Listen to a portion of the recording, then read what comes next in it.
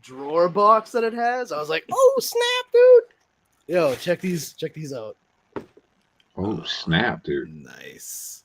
Yeah, I missed like, the that air looks bacons. I'm still kicking crazy. myself for it. Those are fire, like literally. Yeah, I was so happy to get these. Like those shoes are on fire. But I missed what you said, yo. What was the that? air bacon release they had? Oh yeah, I missed those, and I'm still kicking myself. If I might just buy resale on that. Yeah. Brandon, I'm colorblind, but I think your contrast is like a little high or something like that. Well, hold on, because in order to, this is gonna suck. Well, you fix that. I'm gonna run the intro. Don't tell me what to do, pal. Troll. Troll. No, he's a troll fighter. I am. Oh yeah, that's true. Yeah, I might just have to leave the cast for a second in order to open up my app to change the camera. So I'll be right back. Okay. Everyone thinks because you're a zombie, you don't know good coffee. Well, they're wrong. There's only one brew that gets my seal of approval. Deadly Grounds coffee is my guilty pleasure. The aroma is so intoxicating. It brings all of my neighbors out of the woodwork. Deadly Grounds coffee. Coffee to die for and zombie approved. It's good to get a little deadly. Use the front door! Oh, they're so disgusting.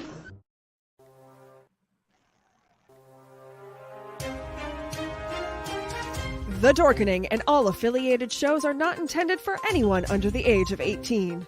The following may contain discussions or scenes that have adult situations, graphic violence, nudity, strong sexual content, and graphic language. This show is intended for mature audiences only. Viewer discretion is advised.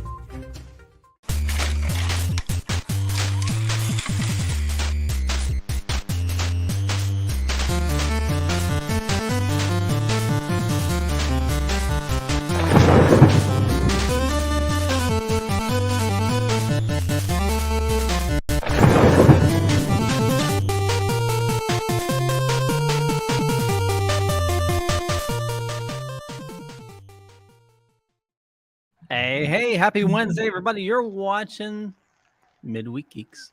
I got it right this time. My name's Leo. I'm the monkey behind the keyboard here. We have an awesome show scheduled for you, as always. It's going to be a fun one. And, Steven. Hello, everyone. Hello. Jar Jar. Hey!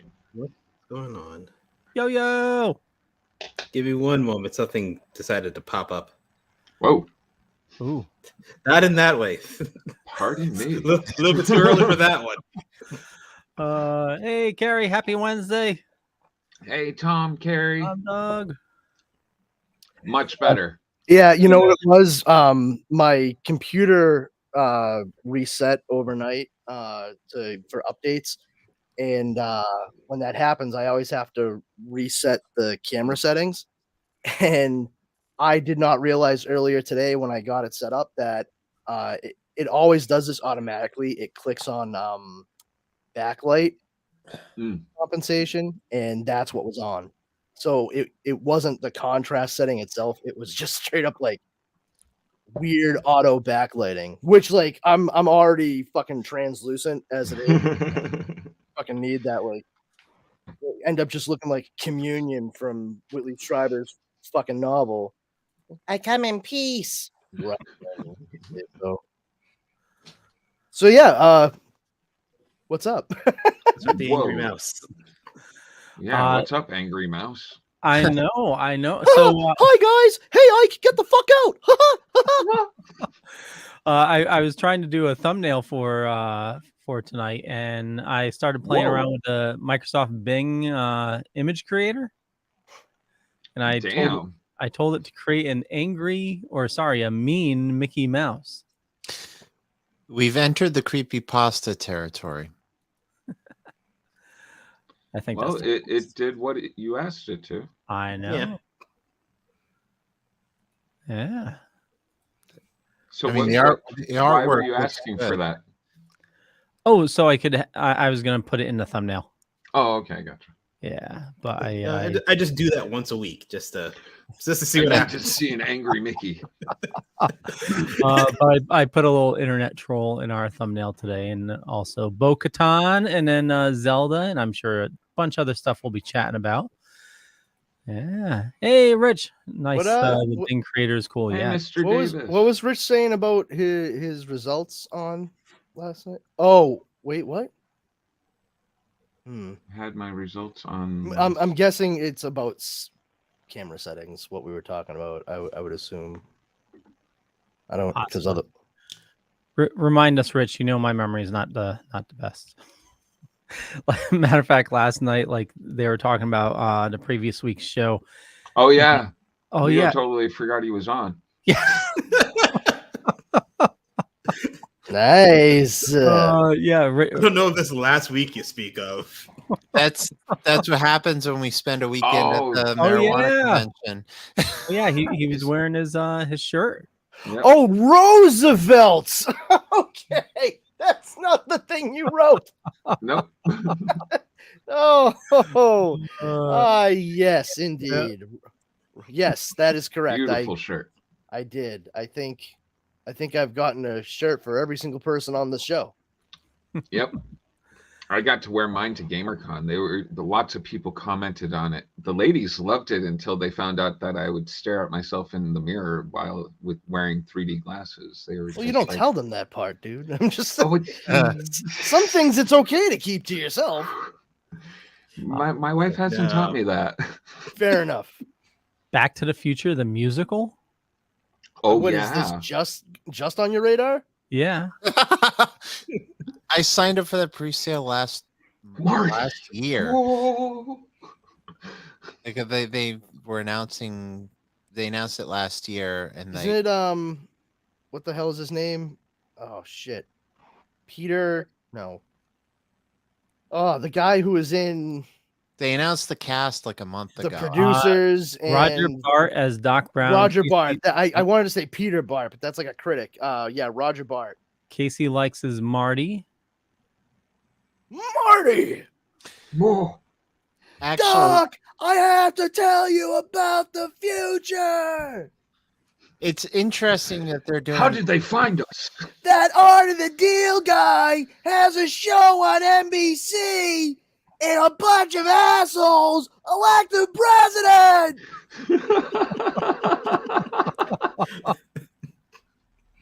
It's interesting that they're doing this as a musical, and a lot of people are, you know, it did a run in London, and a lot of people are praising it. So, I really think almost anything can be put to a musical. Like, I almost I'd probably watch it.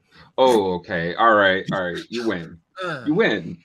I mean, Sophie's Choice. It would be definitely a sad musical, but like. At some point, no more wire hangers. That was Mommy Dearest. Oh yeah, Mommy Dearest. Sorry, I went wrong with that on Sophie's Choice. Oh, we got Zelda footage. Yeah, this was released yesterday. 10 minutes of gameplay from the new Zelda game. I'm with you, Leo. I'm sick of having to make everything. Yeah. I just want to play the adventure and like save the princess again. Yep. I know. I'll go a step further. I want a fucking Game Shark or a Game Genie because I'm sick and tired of playing video games and having it feel like a second fucking job. I'm all set with that shit. Dude, I was playing Katamari the other day and I'm just like, please, what I wouldn't give for some cheat codes. Yeah, like, remember when you used to play video games to like unwind and like decompress? And now you like finish your regular everyday shit and you're like, all right, time to go raise my blood pressure with this bullshit. Oh yeah, there are some games that like when I'm done playing, like my hands are shaking. You know, I don't get to play that much either. Like the new friggin' not the new one, but the one that came out last year, the Metroid Dread. Yeah, like holy shit, it's an awesome game, but you get like panic attacks playing the game. I can't play it. I wanted to play it because, like, God damn it, the nostalgia of Metroid. one of the coolest cheat codes ever. Justin Bailey. If you put that in, you get the automatically. She's Seamus, and like. I've actually been engrossed in a game recently for the PS5 called Hogwarts Legacy. Well, before you get into that, so they were just showing the newest part of the game is you can fuse weapons. So instead of having a branch that breaks, they fused a branch with a stone, and obviously there's no like weight differential. Like he has no problem like carrying them. Matter of fact, it changes size. Like yeah. Oh yeah, it does. Yeah, when it's in his backpack, it's so much smaller. Like what the heck? I haven't seen the gameplay. No realism. This is the first time I'm seeing this. It looks interesting. It looks the same. It looks like Breath of the Wild. Yeah, yeah, it really does. Some new mechanics, but yep. I mean, it's not necessarily a bad thing. But so this is a cool thing. This is pretty much the only cool thing I thought in the game. In the gameplay, they're gonna fuse a eyeball with a arrow to make it a like so you can heat see seeking. where it goes. Yeah, like like a seeker. Yeah. But yeah, you build a boat. Like, why do you want to build a boat? You Probably get to sing the Lonely Island song. You get too tired swimming after a while.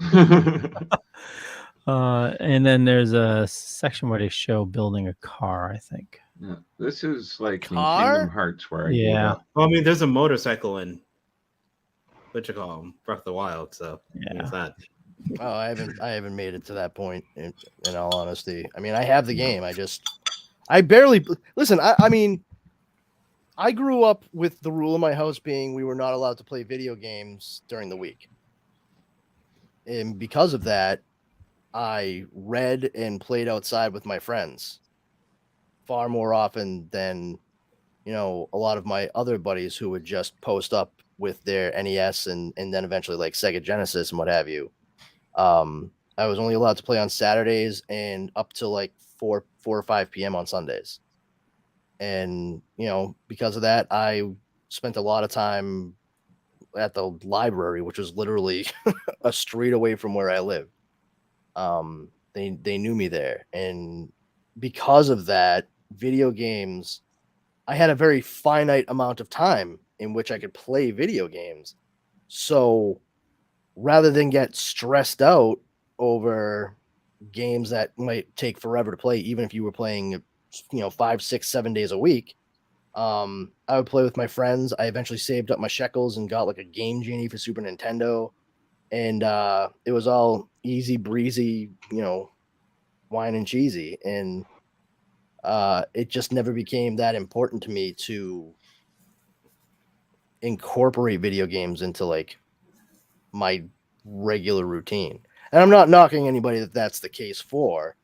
I just feel very fortunate, as much as I couldn't wrap my head around it as a child. As an adult, I'm like, oh, thank God my parents did that. Like, it's bad enough that I'm geared towards movies and comic books. If I was trying to stay on top of like video games on a regular basis, I mean, I wouldn't be doing this podcast. I'd be like, I'd love to come on, guys, but you know, I'm not. Nobody's gonna beat Link's Awakening for me or whatever. But like this shit just looks frustrating. I get the whole thing. Like the kids growing up nowadays, they're all about like the Minecraft type of game, the building. You know, oh, you can do anything in the game, but like, why? What happened to games just being games? Like an adventure game, you know, like I mean, it Zelda. is an adventure still. Yeah, but it seems like it's, and I know it's not out yet, so we don't know the full story yet. But it seems like it's more geared on. I mean, I'm guessing it has something to do with the Triforce, a princess named Zelda, some real dick dude named either Ganon or Ganondorf. Yeah. Well, to add to that, Leo, what you were saying, modern games now, most like a majority of them, a bulk of the game is most of them are cutscenes. Oh yeah, and that's the annoying thing. Back in the old days, a game, you pop it in, you play it, and you're entertained. You may. I remember just striving for that cutscene, get in there and be like, oh, yeah. like Final Fantasy games. I mean, look at the first Resident. Now 90% of the beginning of the game is cutscene. Yeah. I mean, look at the first Resident Evil game for PlayStation. It was, FMV. They were using real actors, and then those were the cutscenes. It was invented for the time, even though Sega CD did it before them. Mm-hmm. Excuse me, Ninja Gaiden for the regular NES. That you like? Oh yeah, played the hell out of that to get those cool ninja cutscenes. Oh yeah, Ninja Gaiden was. Well, yeah, but they weren't really motion scenes. No. Have you tried to play the newer Ninja Gaidens? No. Can't do it. No. I suck. Listen, man, the last time I was like honestly jazzed up about a video game, like seriously, like over the fucking moon, was back when like Oddworld Abe's Exodus came out for PlayStation 1. I love those fucking games. I don't like the shit that came after. I don't like Munch's Odyssey or Stranger's Wrath, but the ones involving Abe and his whole deal, those were awesome. Yeah. I'm actually hold on 1 second. Carrie says I stick to RPGs and need to have a fishing element to them. My favorite fishing mechanic is from Dark Cloud 2. I would spend days on end on my PS2 just fishing. I did the same when I was playing WoW. Just fish for days, and it's relaxing. And Tom Dog says Pac-Man had cutscenes too. To answer Carrie's question, and I was saying it earlier, I like RPGs as well. Like I like action games. I don't think she asked a question. She made a statement. He was just trying to talk, so he's like, "Let me just say something so I can actually speak for once." Go for it, Steve. Go for it, speak. Steve. Sorry, I just have a headache. I had it all day. And you thought coming on here was gonna make it better? Anyway, the answer, I wanted to.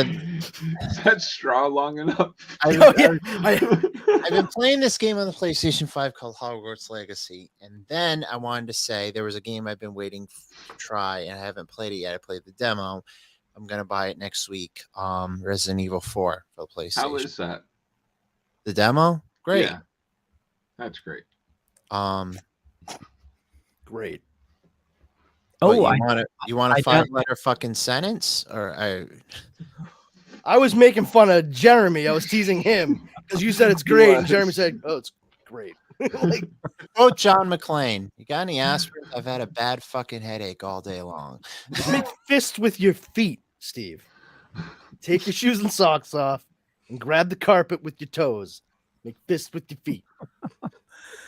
I downloaded a demo for the new Diablo. How was the wait time? Oh, I don't know. I haven't Diablo. Like, hold on, wait. You mean like Diablo 4? Because people are complaining about the. They're still making fucking Diablo. What fucking year is it right now?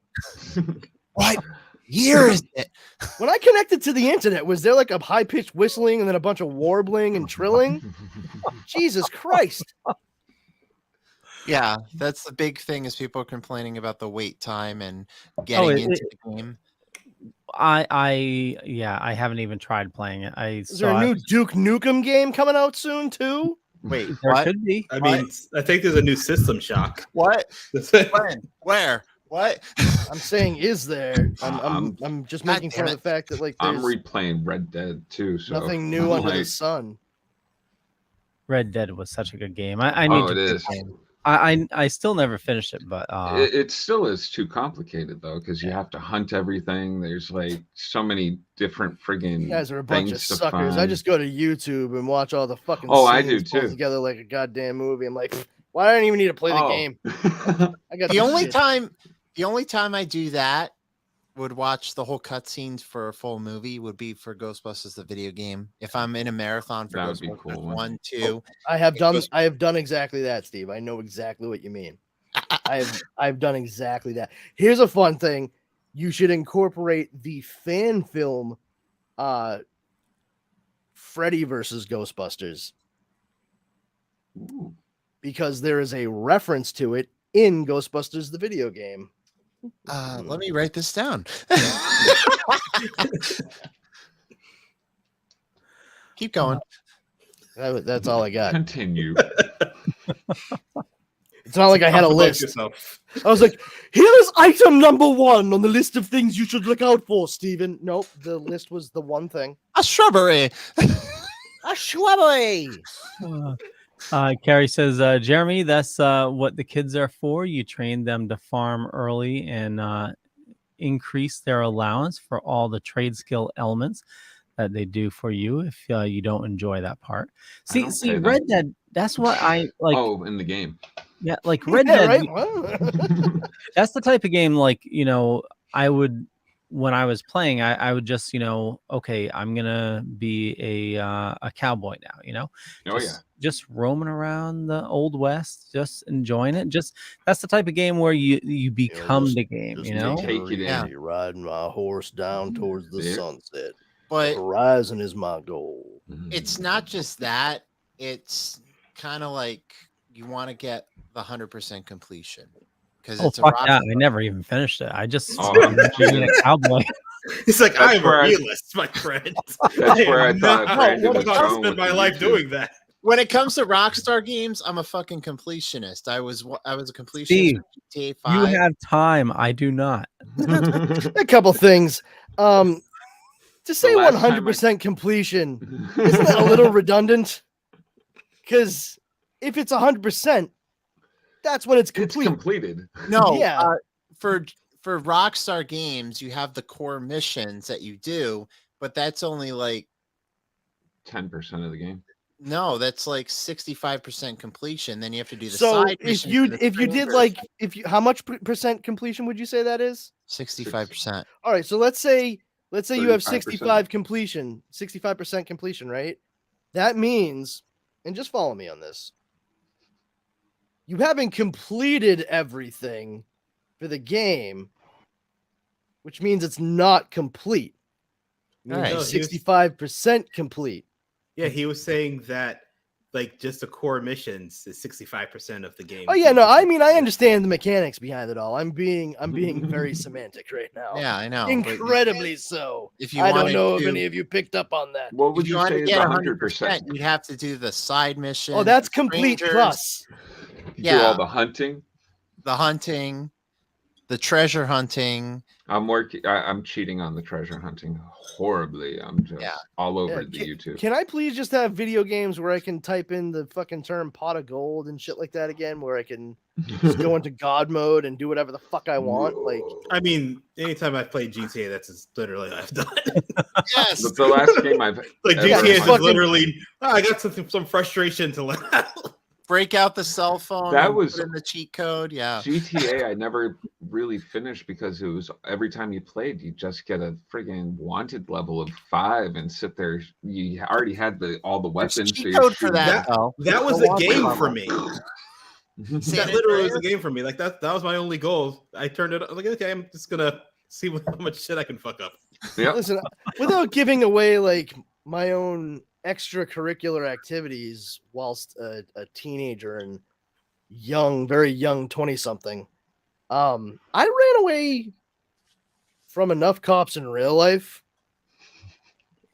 like legitimately, or the video games appeal in that regard just was very low for me personally. Like, I was not as heavy as I am now, but I am still asthmatic. And it was like Hellraiser every single time we had to fucking book it from the 5-0. You know, the popo was around the corner. And I mean, normally probably hanging out by some stairs somewhere, lighting things on fire and breathing near them, if you catch my drift. With my friends standing in a sort of roughshod circle, you know.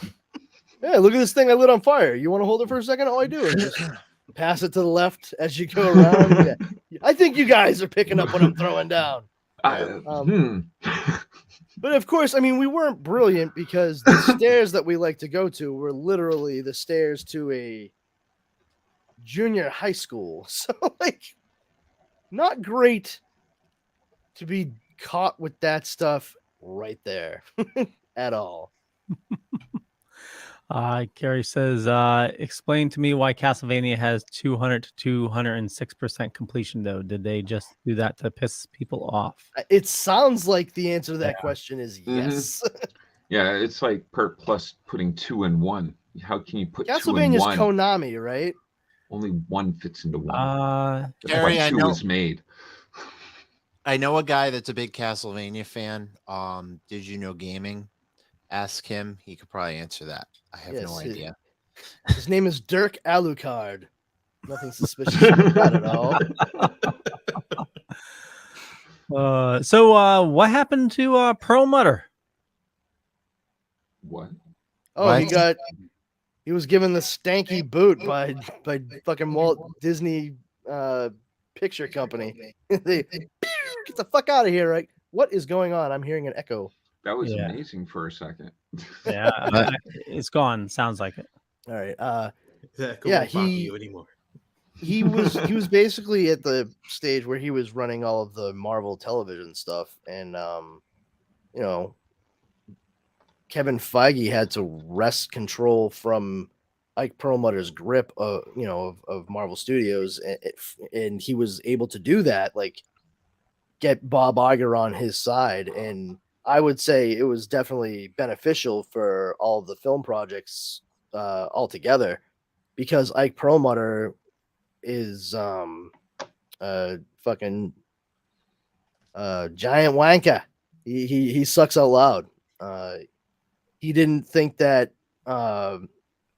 female characters or people of color pushed merchandise, and therefore they were essentially non-starters as intellectual properties, particularly solo intellectual properties. I believe he is the one who notoriously made some kind of comment about when they got rid of Terrence Howard for Iron Man and hired Don Cheadle for Iron Man 2, that nobody would notice.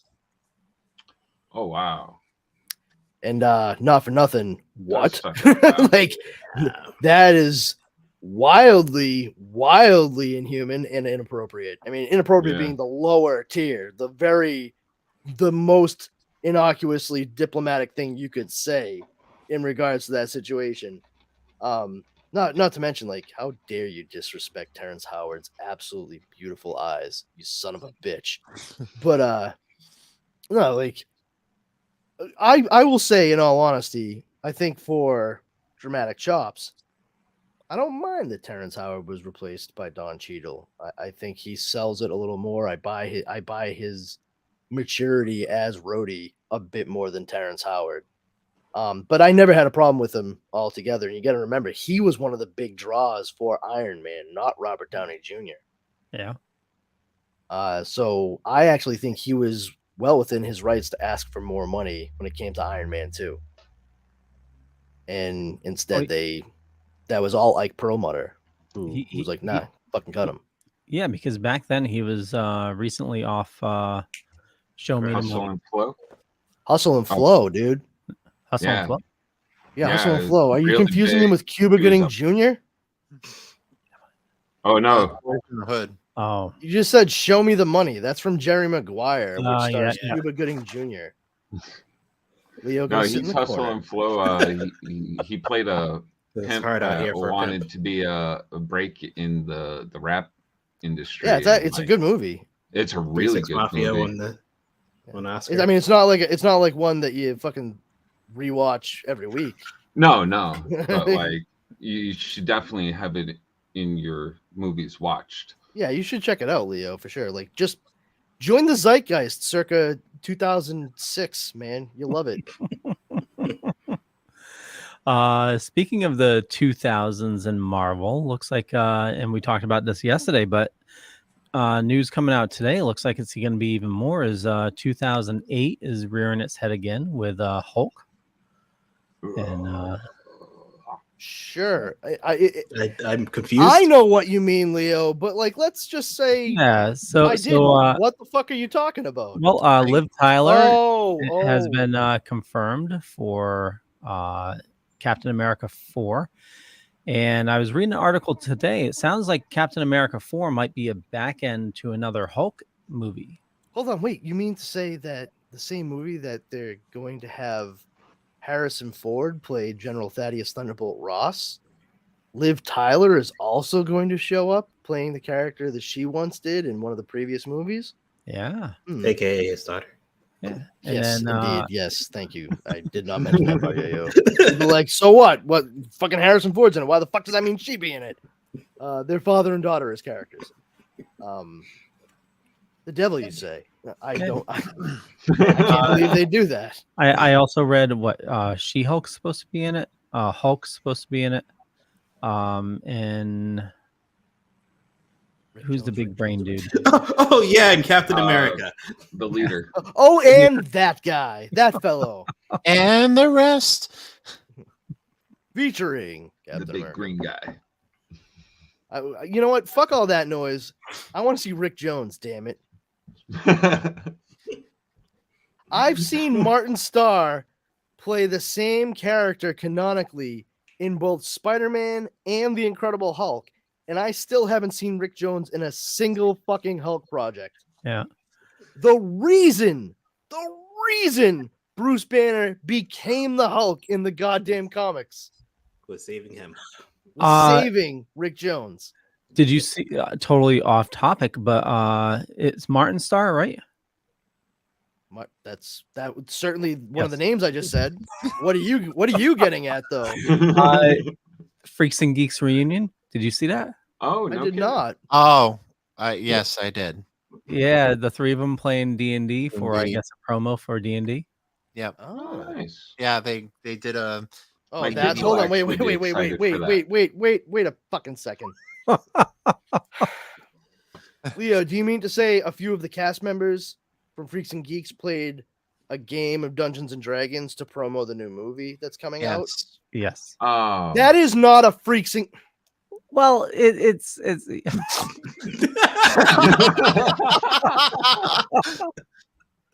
God damn it, Leo! I swear to God, that's not a Freaks and Geeks. It's reunion. A partial reunion, you know, a mini reunion. That's three actors that used to be on a show doing a fucking promo. Yeah. I'm sure they've been in other movies and shows together as well. Yeah, but Martin Starr is like he's a national treasure. He's my choice. I thought that was Nicolas Cage. And Nicolas Cage too. Yeah, he is the greatest. Yeah, Martin Starr in The Incredible Hulk with Ed Norton. He's the kid watching the door that he gives the pizza to like kind of bribe him to let him in. Yep. That same character is the one who ends up becoming one of the teachers at Peter Parker's high school in the Spider-Man Home movies. I think that's awesome. Yeah. And like they straight up said, like, oh yeah, no, that is the same character. He is playing the same person. I'm like, that's very cool. Way to show up in different Marvel movies that aren't actually owned by Marvel. Quality stuff. Yeah, it's Incredible Hulk is Universal and Spider-Man is Sony. So one of these days you'll be in the real MCU and be a real boy. Hey, poor guy. Keep your Marvel mitts off my property, fucker. The angry race is back. So, Brandon, don't make me go all Perlmutter on your ass. You were battling trolls. I didn't read the whole thing. What's going on? Oh, it's just a couple of folks on a particular site where people like to type out their opinions in reaction to certain topics and subtopics, if you catch my drift. Isn't that every social media platform these days?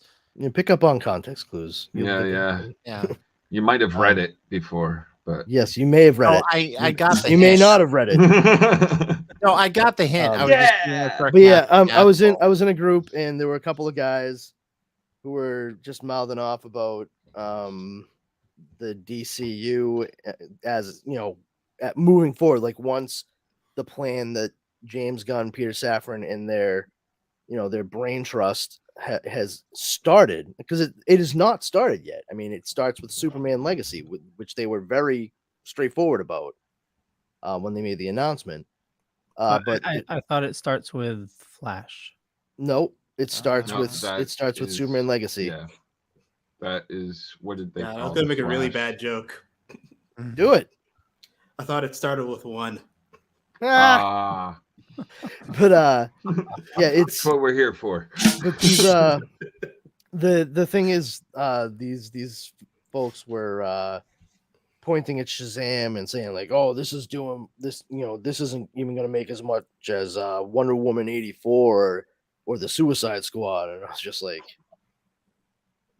what the fuck is wrong with you folks? Like, I just don't understand. How do these people, honestly, these fucking idiots go and just completely like do like a fucking dolly cutout around the goddamn shit that actually happened over the past few years? Like, okay, that's great that you're focusing on the fact that these movies came out.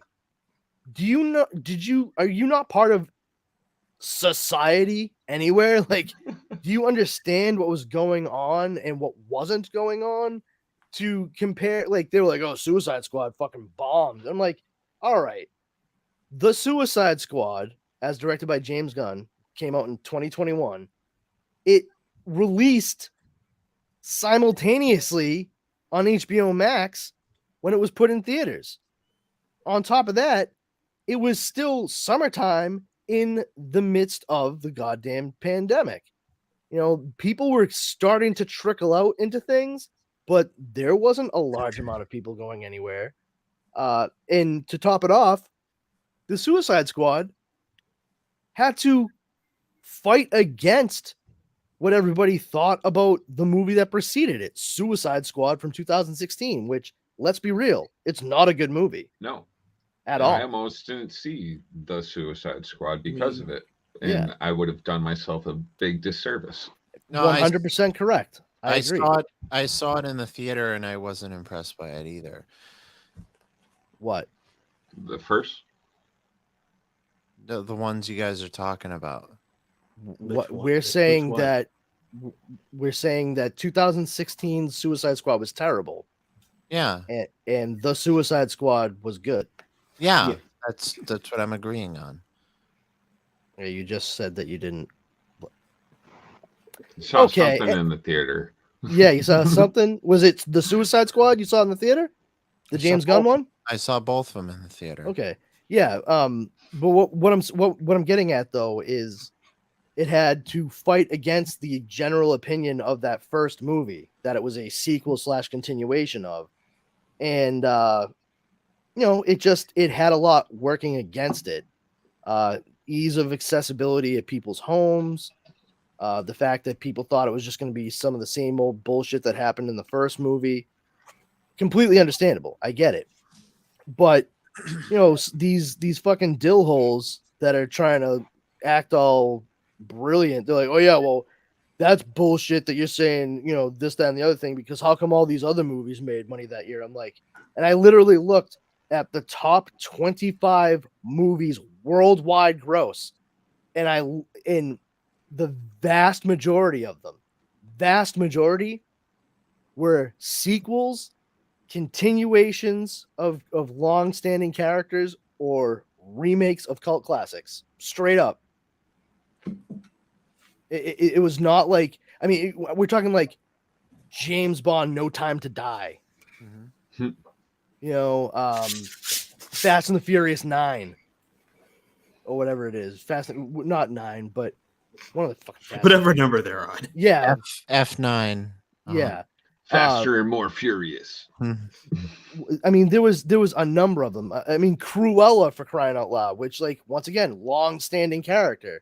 There's like built-in familiarity. And then they tried to say like, oh yes, Spider-Man made like $2 billion. I'm like, was it Spider-Man made like $2 billion and The Conjuring 3 made like 200 something million dollars, almost $300 million. I was like, okay, once again, you're talking about the third part of a franchise for each one of those movies respectively, one of which, the $2 billion maker there, is one of the most popular superheroes in the entire world, and the project had been hyped up for months as likely containing all 3 live action film actors as their version of Peter Parker and Spider-Man in this one movie.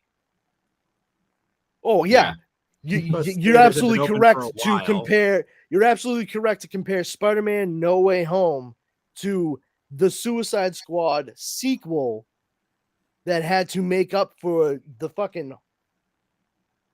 diaper mess that was the 2016 movie. And then I was like, not for nothing, but Peacemaker was on HBO Max, which is a continuation of the story that started being told in that movie, The Suicide Squad. And it was incredibly high rated and critically lauded.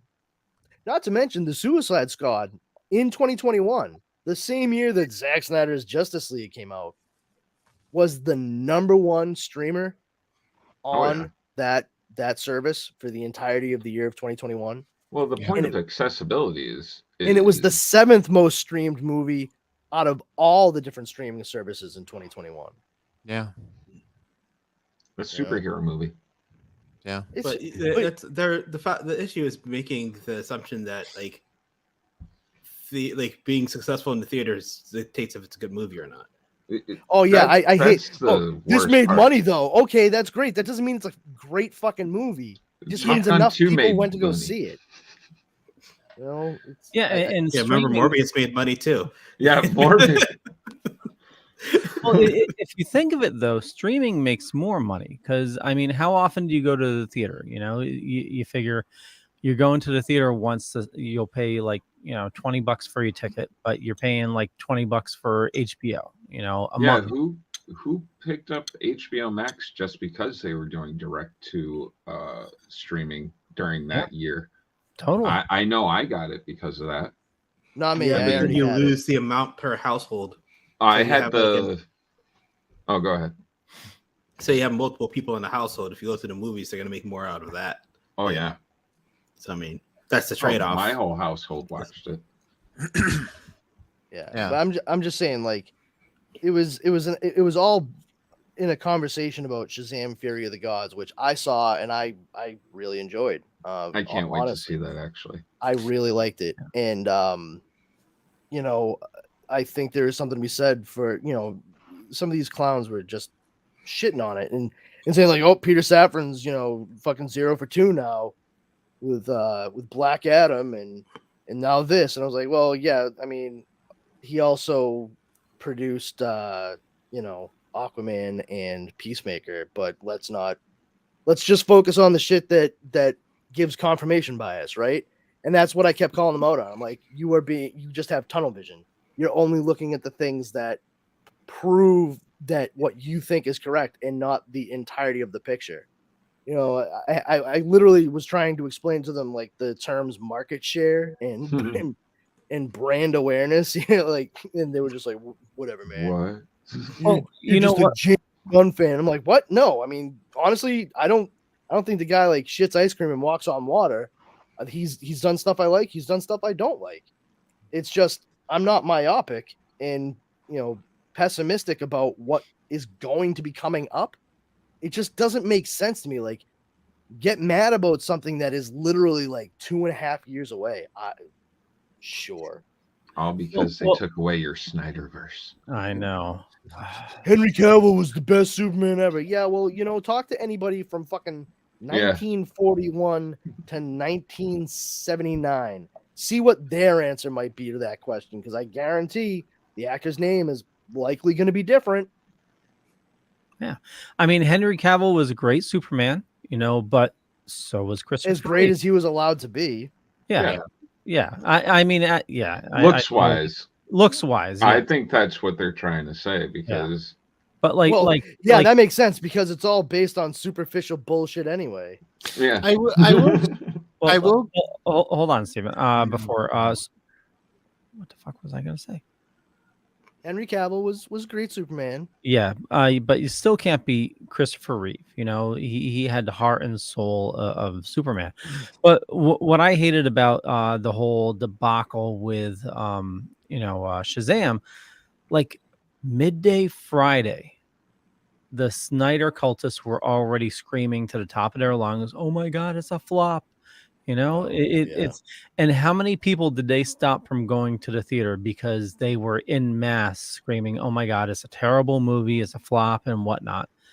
I'd like to see I'd like to see their stubs for the theater that they went to see it in. Then they're gonna speak their thoughts on it.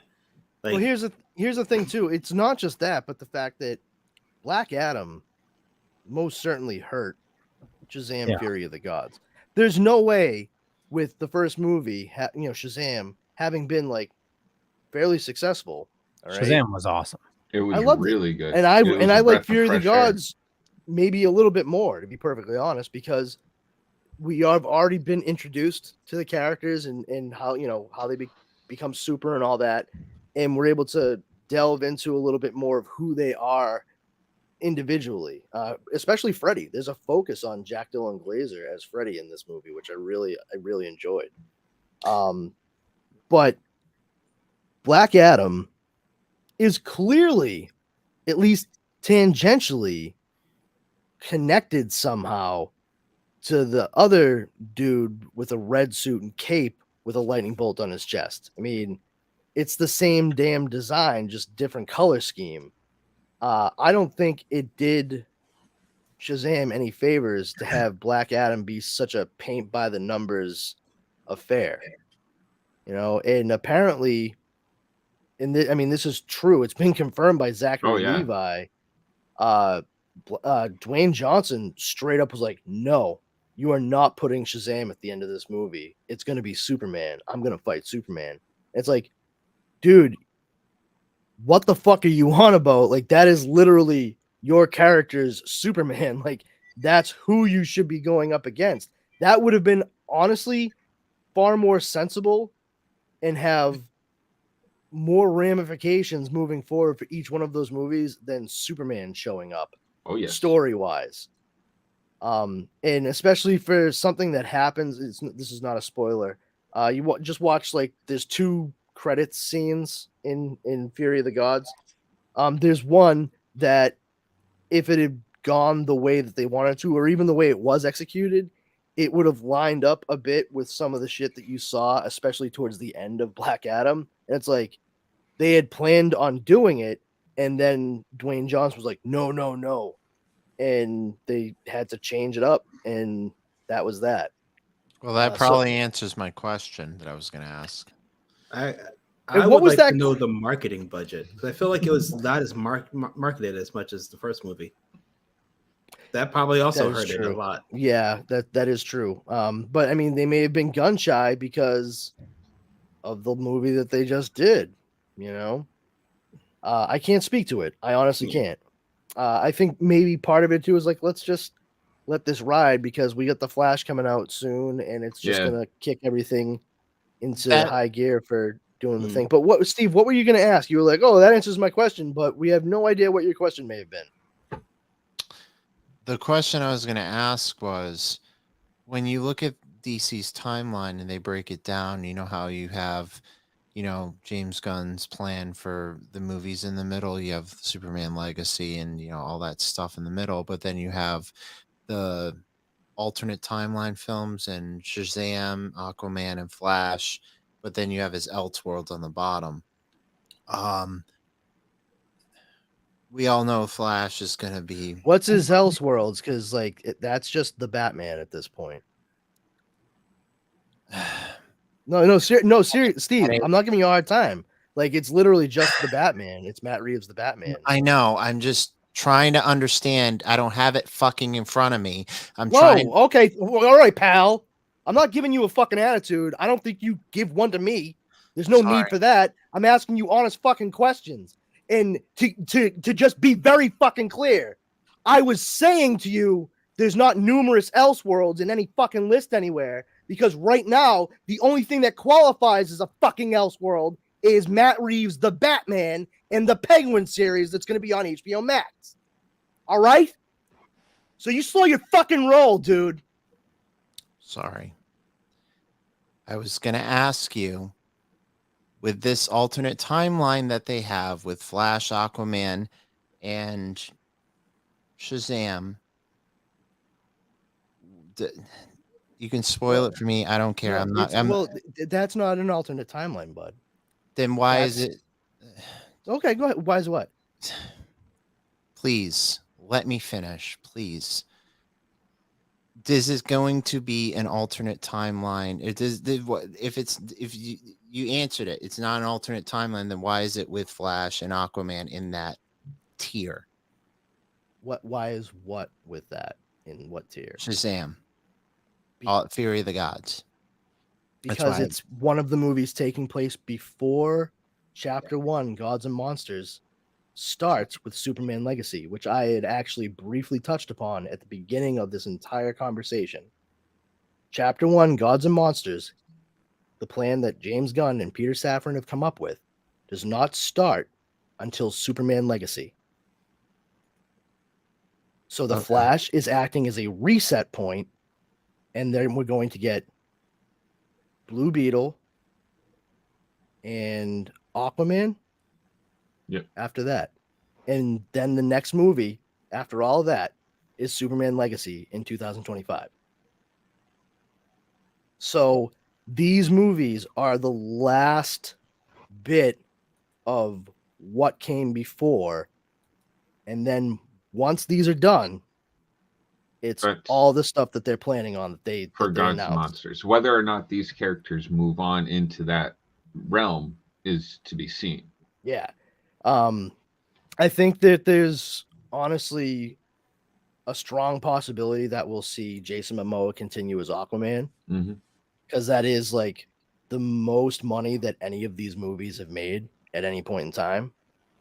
But I think maybe so far Gal Gadot is looking like she may be able to continue on as Wonder Woman. I don't know. I think we've all seen Wonder Woman 84, and I don't think any single one of us would say that was a good movie. No. But I don't think that was Gal Gadot's fault. That was the writing and what she was told to do, how she was directed overall. I think with a different project, that would be fine for her to continue on. It's not like Gal Gadot has. She doesn't look like she's aged a day since she first showed up at the end of Batman v Superman, for crying out loud. So if she can pull it off, then she's willing to do it. Then absolutely. I don't think we need people, going nuts and trying to get Alexandra Daddario in as Wonder Woman. No, thank you. For the record, I wasn't getting mad at you. I'm just. Well, your language said otherwise. I'm sorry. That's all right. Well, hey, how about we all sweep it under the rug? I'll sweep your fucking leg, Leo. I'll sweep you under the rug. Sweep the leg. No. Karate. Oh, wow. Good for you, Leo. I actually found out that show the power. Daniel's kick to his face was not an illegal move in that tournament. Oh, so no? Yeah, everyone that's all team Johnny and shit. Nah, he won, man. He won. It's too bad. I was pulling it up here. Yeah, Blue Beetle, Supergirl, Aquaman. We're getting Aquaman. That's December 25th. Blue Beetle is August. Yeah, it's coming out this summer. Nice. Yeah, so it's Flash, Blue Beetle, Aquaman, right? Yeah, so Flash is June, Blue Beetle is August, and then Aquaman is December. So that would mean Aquaman is part of the reset. If that movie's coming afterwards, the rounding up. Rounding off. No, it's not though. That's one of the things that's adding confusion for a lot of people. It's still, if anything, you will likely see like reverberations of what occurred in the Flash affecting the stories of Blue Beetle and Aquaman. Like we might start to see some of the changes that were initiated that ripple effect in the so Flash like through those, but overall, the hard reset and gearing towards a common like through line is going to be Superman Legacy. Yeah, Superman Legacy is the start of Gods and Monsters. Yeah. But looking at, if you're splitting up between, DC timeline and Elseworlds, it looks like Shazam 2 is part of the DC timeline. Whether that's part of, say, like the New 52 break or not, not saying that Gods and Monsters is New 52, but, it's still part of the regular timeline. Aquaman is basically going to be like your epilogue for all the old stuff, the DCEU, I guess you could say. And I mean, we don't even know what the future holds for Peacemaker. Like they put that on hold because how do they find a place for that and everything else that's going on? Yeah. We forgot about Joker. We know that's in Elseworlds. Oh, correct. Yes, Joker. Yeah. Has anyone seen the set photos have been coming out besides the Harley Quinn? Yeah, the Harley Quinn thing. Thank you. Yeah. I mean, I'm not super excited about this movie at all. I mean, as it was, like it's not my Joker. I was vaguely interested in the first movie, and then I saw it in theaters, and I was like, oh, so it's Taxi Driver. I got it.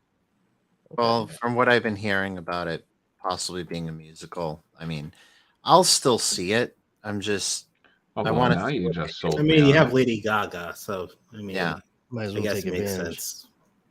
But like for me, I love musicals, but that's not like for me. It's not enough to get me to be all antsy in my pantsy about going to see the movie. Like I'm not really into what they were doing in the first movie. Like, Joker is Thomas Wayne's illegitimate kid, and see, I didn't even know that. Oh, sorry. Oh no worries. No plans to see it. So yeah, it's several years old at this point. Jar Jar, no plans to see it. We talked about doing a review on it on Splash Pages. Did we? The Joker? Yeah. I thought because Drew hasn't seen it either. Oh, I thought we were doing Superman Legacy. We're doing All-Star Superman. All-Star Superman. That's the next one, but Joker is in the plans. Oh, damn you. Okay, I guess I do have to watch it. Don't worry, you'll be fine. But regardless, I've survived worse, I'm sure. I enjoyed it, and I think it's the type of movie that it sparks discussion. Because I'm sure, like it'll definitely be better than the Crow City of Angels can spark discussion too. I wouldn't say that it's fucking worth anybody's time. Well, no, I mean, I wouldn't go like, hey, Steve, Yo, Jeremy, you got to check out the Crow City of Angels if you hadn't seen it. Why is it good? Oh no, it's deeply terrible. But at least we'll have a discussion about it. Well, I remember when the Joker first came out. I remember seeing things differently than what other people saw. It's you can look at it in different ways. Were you wearing your glasses? Yeah. You're upside down, but I had them on inside out though. Does that change the prescription? Is it like binoculars? See my glasses. Oh my god! Actually, hold them up again, Steve. Hold them up again. Your eyes disappeared. Wow, you're like my dad. I mean, when he was alive, not now. He can't see anything now. He's dead. But but yeah, my dad, like my dad's whole side of the family, they all have like worn glasses since they were like knee high to a grasshopper. And that always just blew my mind, like how myopic the Irish side of my family is. Like, so most of you are going to be legally blind and have dementia. That's going to be fun. Can't wait till the St. Patrick's Day parade. I mean, I think I'm probably already getting early dementia because I forget things sometimes. So I don't know. That's Alzheimer's. Just kidding. Weren't we just talking about that? We were talking about me forgetting like the previous week's show. That's scary as all shit. So if you saw today's Mandalorian, not spoiling anything, but there was another big Rebels connection. You can spoil it for me because I'm way behind. Rebels connection. Oh man, I did watch it, and I guess don't know the Rebels thing. That would really do it for me if I knew anything about fucking Rebels. Yeah, same. I haven't seen a lick of Rebels. So Leo is the only person here. Yeah. So, the four of us were like, you know, the Rebel pilot that was trying to like get help. Yes. You know that big creature that came to talk to him in the bar. Mm-hmm. Yes. That is a main character in Rebels. Oh. Oh. Well. His I did name not know that. His name is Zeb. Zeb.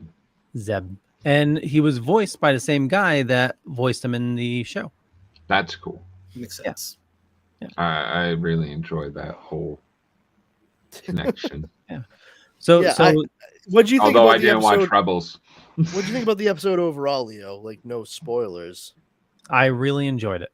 It's I got a little misty-eyed at one point. It was okay. It's just how I am. How I'm built. No, that's fine.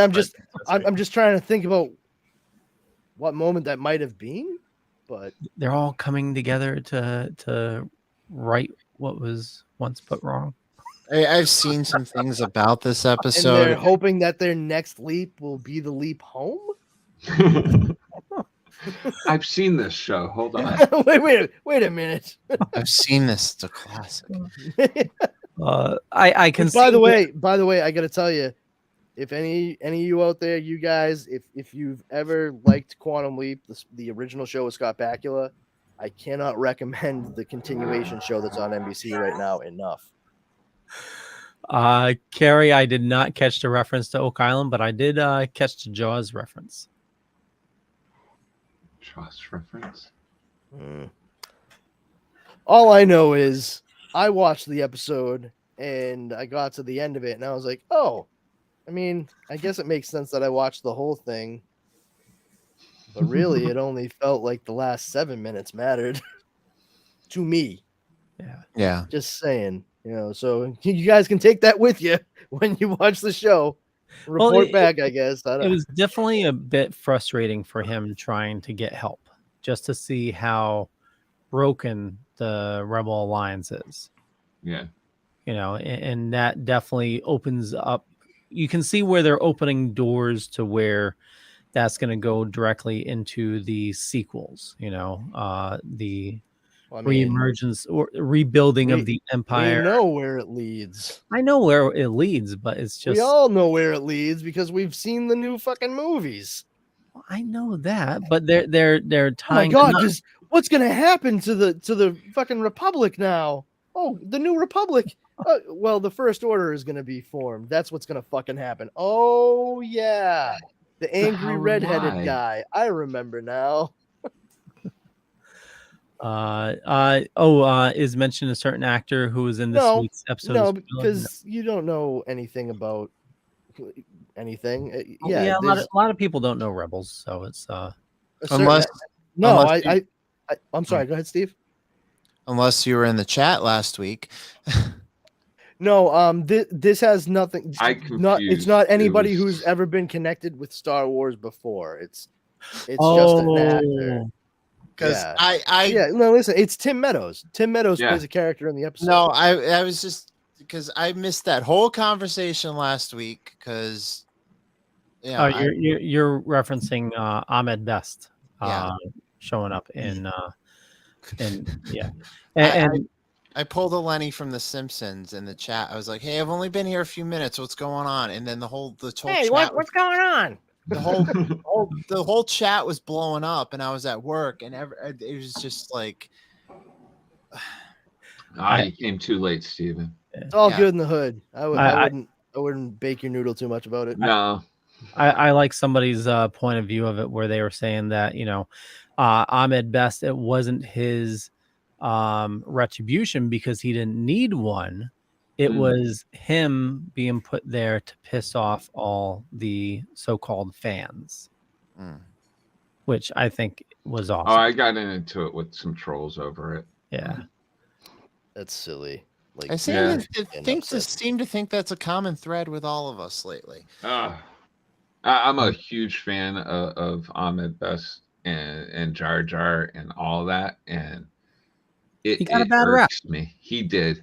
And it's all the fans' fault. People are like, "Oh, it's so nice that George Lucas did him dirty." I'm like, hold on, George Lucas didn't do him dirty. You people did him dirty. Yeah. I mean, I'll be perfectly honest. I remember seeing like making of stuff for the Phantom Menace when we were all waiting for it eagerly, and I remember vaguely having seen this fellow who was voicing this character of Jar Jar Binks on like the making of stuff. But before last week, you could have lined up 6 fucking dudes like the usual suspects and said, "All right, now tell me who's the voice of Jar Jar Binks, or I'm gonna shoot you in the fucking head." I'd be like, "Shoot me, just do it." I'm not even gonna embarrass myself by absolutely picking the wrong person. Just fucking shoot. Just end it now. Just do it. You knew that I was gonna get it wrong, so you planned on killing me anyway. Just do the thing, Just to bring it back to Mandalorian and the whole current Star Wars timeline.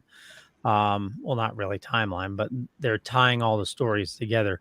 Cloning is playing a really big part. So they just ended Bad Batch.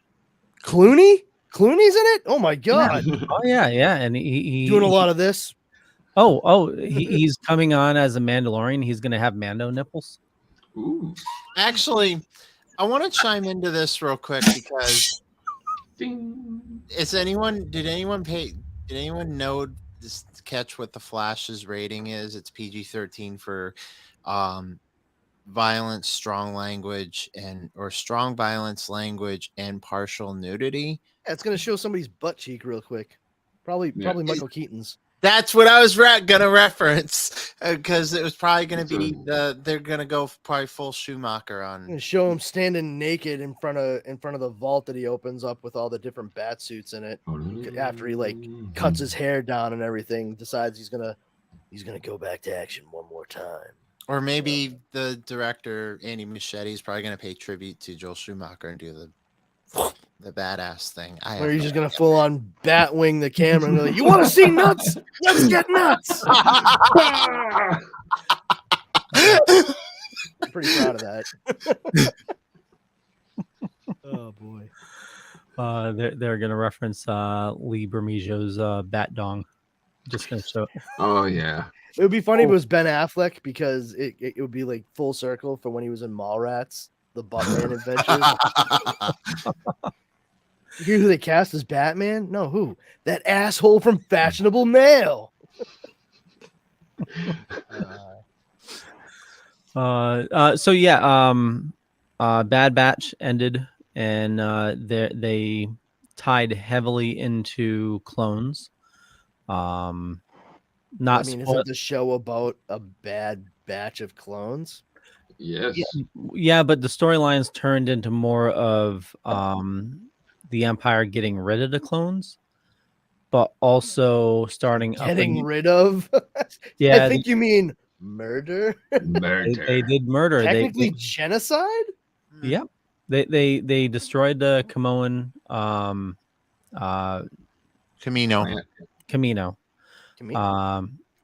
You guys could literally be making this shit up and be like, "Ooh." You could be saying the names of Girl Scout cookies right now and be like, "Oh, that's an interesting choice they made." I like Camino.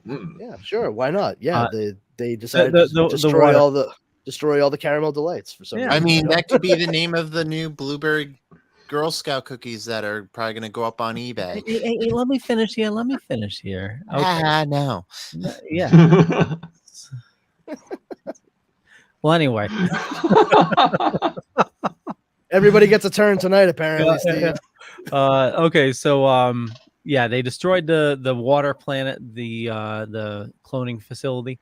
But just like Mando has the cloning scientist, Bad Batch has a cloning scientist as well. Actually, 2 of them, and one of them is another clone of another clone of Boba Fett or Jango Fett, actually.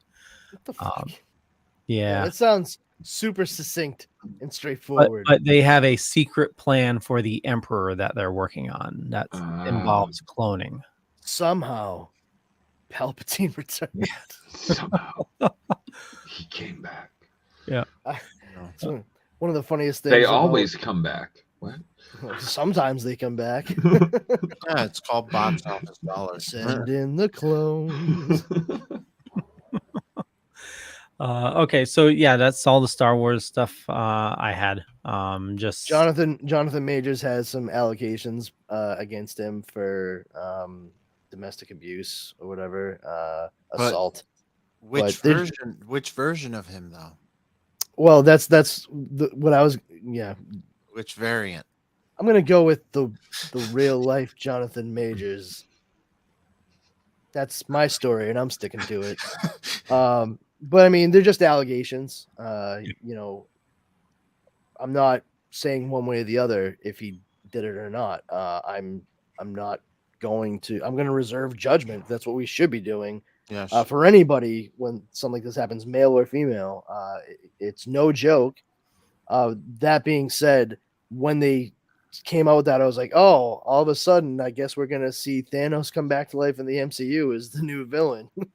We're going to get like a nice Poe Dameron explanation. Like, oh my God, is that Thanos? Yes. Somehow Thanos returned. Oh, well, I guess that's all the explanation we need.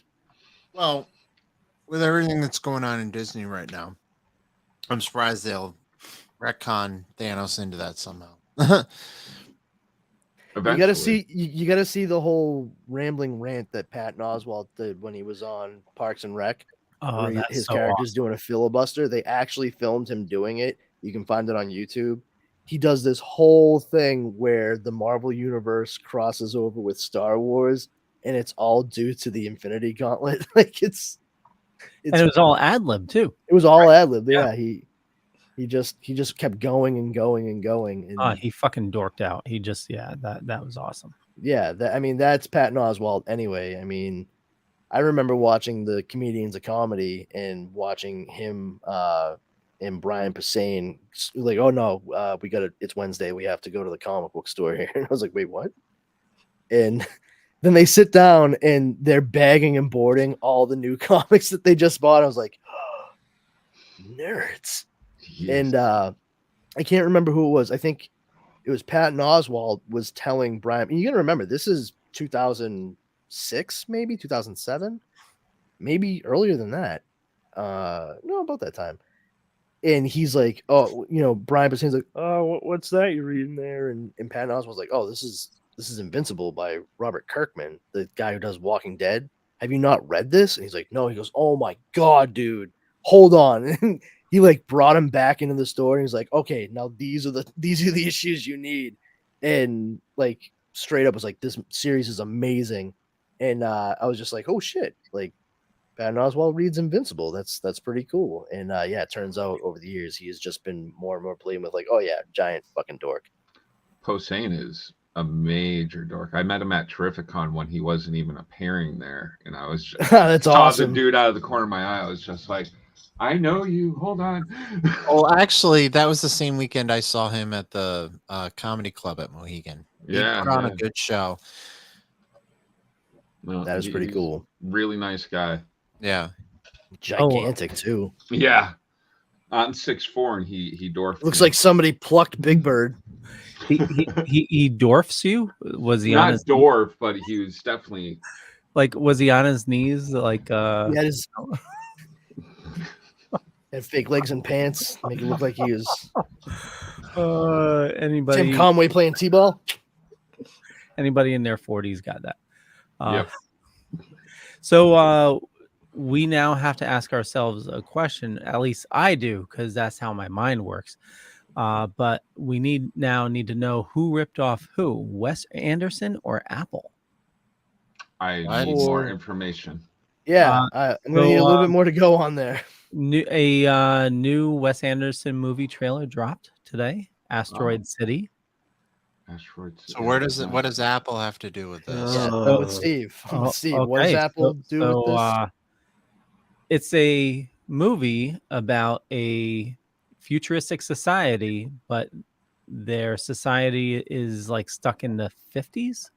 So it's like the year 3000 something, but everything's like in the 50s, like as they see, like, the future. Cool. That's the same thing as Hello Tomorrow. It's a futuristic show, but it's stuck in the 50s. So it's like as we thought the future would be in the 50s. Is it? See, I've watched like the first few episodes of Hello Tomorrow, and it's good, but I hadn't caught what year it actually takes place in. I don't think they really. I think it's supposed to be like present day, possibly. Is it? Because I looked at it as like the 50s, but with all the stuff that they thought that they were going to be getting at some point. See that like Chicago World's Fair type shit, Yeah, it could be. It's very ambiguous. They don't really say the year, I don't think. So then I guess right there that your argument for contrast and comparison falls apart, Leo. Sorry. Well, that timeline that you were talking about for the movie, I wasn't getting the year 3000 vibes because I was getting more 19. Oh, they say it's the year 3000 something. They actually say it in the trailer. What's the name of it again? Asteroid City. Yeah, I put it in the chat earlier. Asteroid City. Hi, I'm Cy Greenbloom. I like their asteroids so much, I bought the company. I mean, it looks like the film was filmed on a soundstage because you can see like but it looks interesting. I mean, well, it definitely looks like a Wes Anderson movie, Yeah. The only thing missing from it is Wes Anderson's most valuable actor that he uses in every film, and that's Bill Murray. That's a assumption he's missing. He just could have it in the. He was originally cast in Steve Carell's role, but he contracted COVID-19 just before filming. Oh. Oh, okay, that explains it then. Yes, you're welcome. Thanks, IMDb. So let's see. Stars Margot Robbie, Tom Hanks, Bryan Cranston, Willem Dafoe, Scarlett Johansson, Steve Carell, Jeff Goldblum's in it. Matt Dillon. It's like the third movie that Bryan. Scientist. It's the third movie that Bryan Cranston and Tom Hanks have been in together. What's that beeping? What is that? I don't even. Somebody got a phone that's getting messages or vibrating? Not I. Not on a mine. table? I mean, my main phone's in my pocket. I do have like another phone up here, but I don't know if that's on. But yeah, Bryan Cranston and Tom Hanks were both in That Thing You Do and Saving Private Ryan. Yeah. Oh yeah, that's right. Yeah, Bryan Cranston in That Thing You Do, he plays like a Neil Armstrong type that's on the variety show that the Wonders are about to perform on, where Peter Scolari plays the host from Bosom Buddy and Newhart. Anyway, yeah, so yeah, I mean, it's a Wes Anderson movie, so it's either going to be really interesting or weird. 2 hours long. Yeah, that's going to be your main takeaway. As long as it's not like the Darjeeling Limited. I did not understand that. I watched it three times, and I'll say this too. I actually do not enjoy the movie The Life Aquatic with Steve Zissou. Nope. I don't like it. I thought it was gonna be right up my alley, and me too. I love Rushmore. I love Moonrise Kingdom, the Grand Budapest Hotel. I mean, any number of movies that he's done. The Royal Tenenbaums. Oh yeah. But yeah, those couple of flicks. I think there was like a movie too that he like a mini thing he did that was like a companion piece to the Darjeeling Limited because it was Natalie Portman and Jason Schwartzman's characters. Hotel Chevalier or something like that, or Chevalier, something like that. Yeah, it's the same character that Jason Schwartzman plays in the Darjeeling Limited. It's like his wife or girlfriend whom he was with before he got on the train with his brothers. Terrible. I did not enjoy those flicks. But regardless, yeah, hopefully it's gonna be good stuff. That would be nice for all of us. Yeah, so that's great. Glad to see Wes Anderson still doing stuff. I wanted to get your opinions on all your opinions on one thing. There was an article I read earlier this week. We talked briefly earlier today about remakes. Or when Brandon, you were talking about your thing on Reddit. It wasn't Reddit, internet. That's fine. You mentioned remakes and stuff. That's what I was talking about. But the article I read that they're gonna remake the Alfred Hitchcock classic Vertigo, and they're eyeing Robert Downey Jr. to play Jimmy Stewart's role. Now before this is an interesting situation. Now, normally, I'm dead set against remakes. There's certain ones that I like, but majority of them I'm, not a fan of. But I am too, because Robert Downey Jr. is a good actor. He's been through a lot, and I think he can pull this off because Vertigo is a bona fide Hitchcock classic, and I think Downey Jr. can pull this off. But I wanted to ask you all, do you think he could pull it off? Do you think it's possible? I don't know. It's kind of hard to gauge. Honestly, I mean, Vertigo is firmly entrenched in filmic history. There's been no other. I mean, what else can you draw a direct comparison to with that movie? Psycho 1998, because that was remade too. No. I mean specifically Vertigo.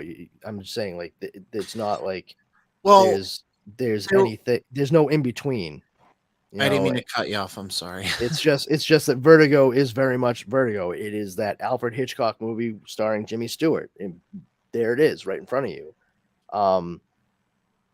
It's a bold move. Hopefully it pans out. I like Robert Downey Jr. I think it would be really great for him to have something that is able to separate him away from Marvel a little bit more. You didn't think Doolittle did that? No, I do not. I don't think a lot of people think much about Doolittle at all. That's one of the issues. It was such an accident.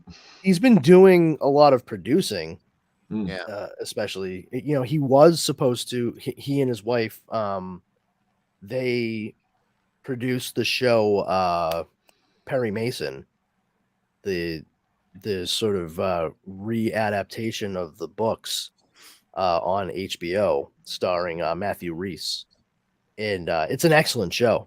It really is. It's so good. The first season is all like prologue. I was so confused when I was watching, not in a bad way. Because Perry Mason, I mean, it was a show on for years starring Raymond Burr as the title character, the lawyer, the defense attorney. And I started watching this show, and I was like, why the fuck is Perry Mason a private detective working for some lawyer? And I did not realize that's actually how the character starts. He's a detective who, through a series of events, ends up getting, he passes the bar in like no time flat so he can defend someone. And that's when he decides, like, I'm going to be like a halfway decent dude. Like he really has like an enlarged sense of justice, as it were. And Robert Downey Jr. was originally supposed to play the title character in the show. And scheduling stuff came up, and they decided to cast Matthew Rhys instead so they could continue moving on with the project. I'm glad they did, because Matthew Rhys is incredible in it so far. I need to give that show another try. It's really good, dude. I haven't seen it yet, but it's on my list. Makes more sense now that I was confused why Perry Mason wasn't a lawyer. Not to give anything away. It really, honestly, if anything, if you're on the fence, this might be one thing that you can cling on to. Like, oh, okay, it turns into what I'm familiar with. But yeah, he starts off as a private detective for a defense attorney, who in the show is played by John Lithgow.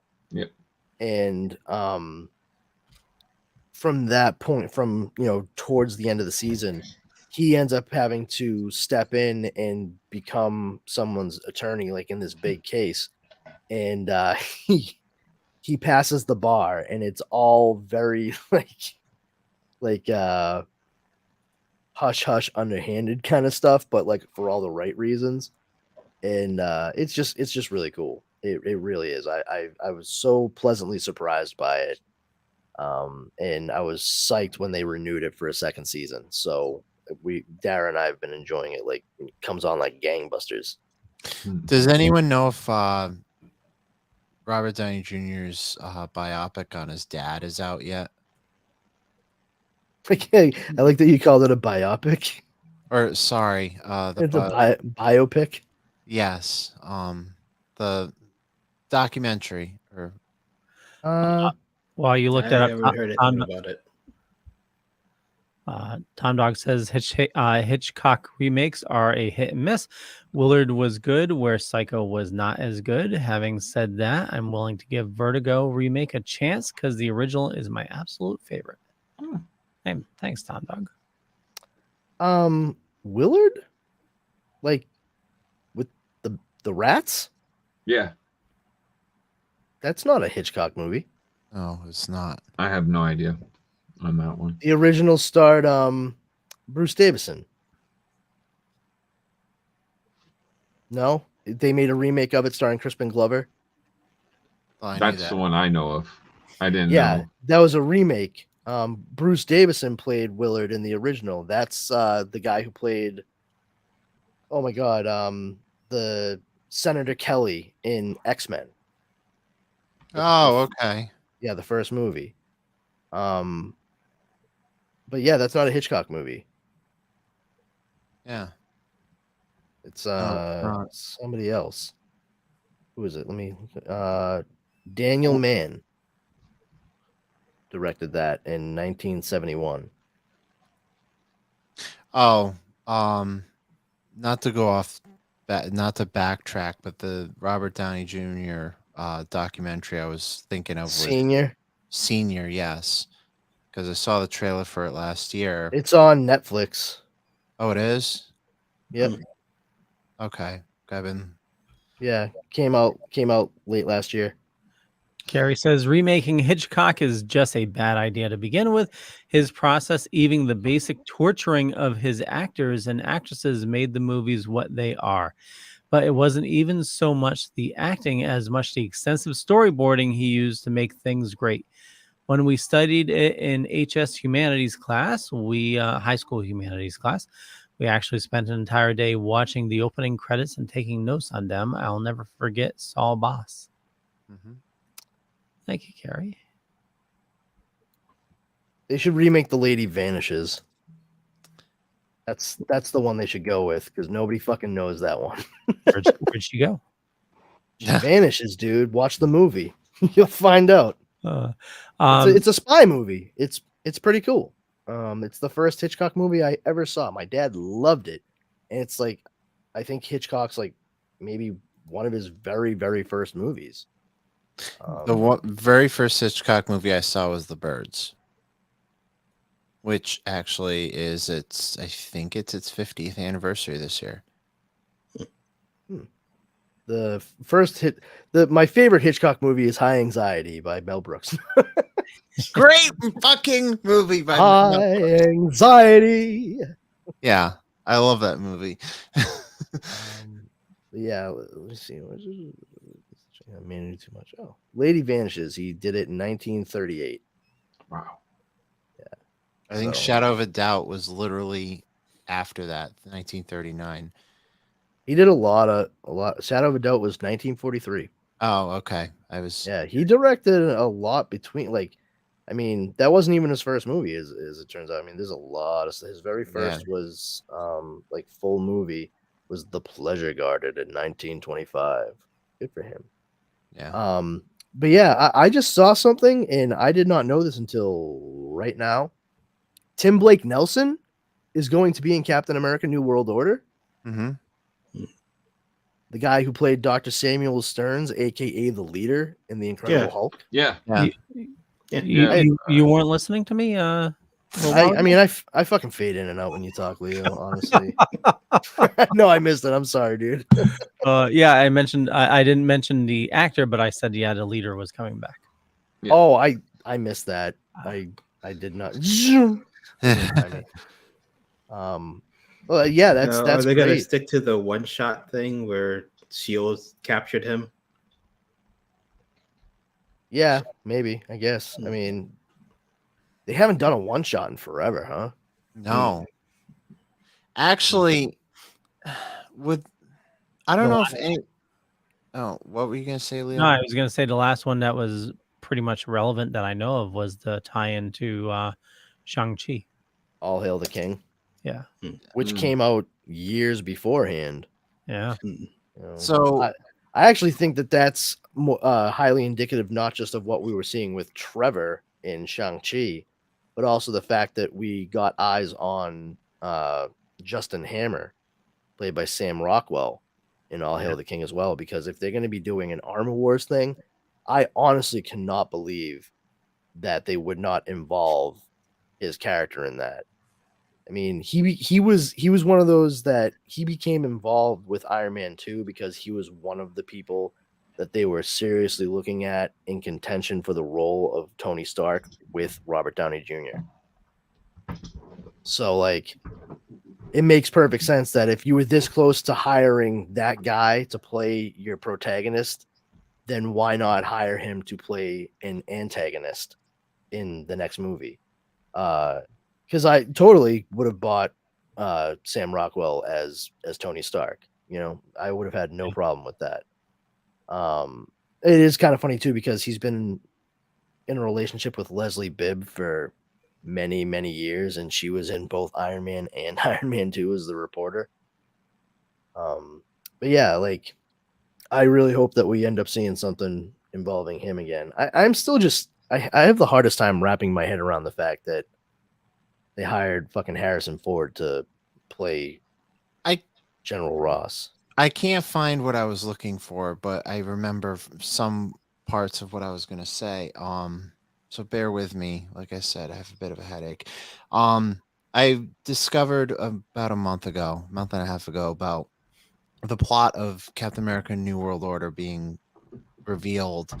I'm not going to say what the plot is. You can look for it yourself and believe what you say on the internet. But I guess words to live by, I guess.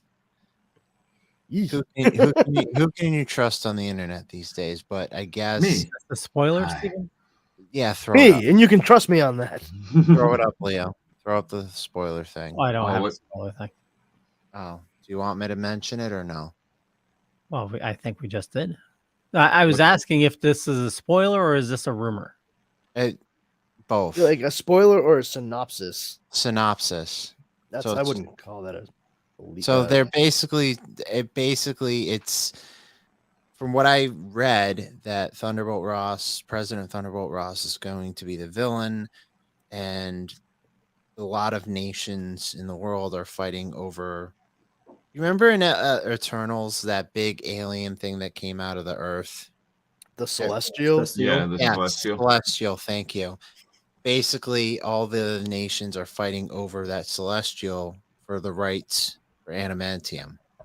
And Falcon, the new Captain America, is opposing President Thunderbolt Ross, and it just turns into one big Civil War 2.0, so to speak. Yeah. I mean, the implication is that the fossilized Celestial, or whatever you want to call it, is in fact adamantium. That's what the whole kit and caboodle is. If that's the case, super fucking lame. I don't like that at all. I mean, I think they were in a better position to have adamantium be the tempered form of vibranium. Mm-hmm. You know what I mean? Like, I totally would go with that. Like, you know, you have iron, but then you are able to change it slightly and build it into certain things, and that's where you get steel. That's exactly how I would have figured it would have gone with vibranium and then adamantium. Yeah. Bing bang. You know, like you could have adamantium straight up be like a full on alloy, like where it's, you know, a compound alloy. All right, maybe it's tempered vibranium with titanium, hence adamantium.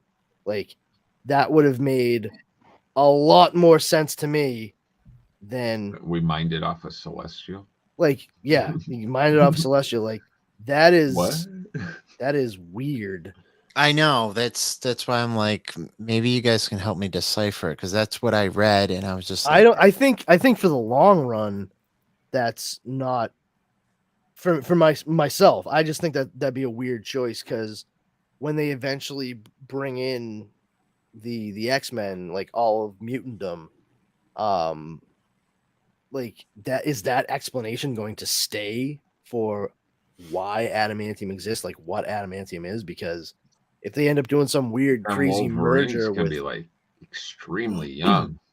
It's I don't know, it's odd to me. Like Wolverine will have only been Wolverine for like a couple of years. Yeah, like well, since Sunday. He well, I mean, go for I it. think I'm the best there is at what I do. But the Celestial was growing in the planet for a while, though, wasn't he? yes. Yeah, but it so I only mean, became... if they're gonna go that route, they could have said like, there's this weird metal we've mined like years ago that we've been playing around with.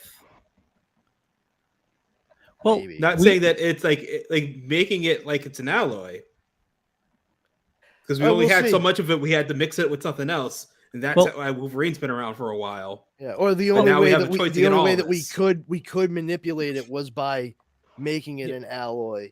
Otherwise, you know, it hardened way too fast, so we had to make it a compound with titanium, and that's how we created adamantium. Like, it just sucks because I would have loved for that to have been how they explained Captain America's shield in the first Avenger, instead of it just being vibranium. Yeah, because that's like the way it is in the comic books. His shield is like a one of a kind, like alloy blend of like vibranium or adamantium and titanium.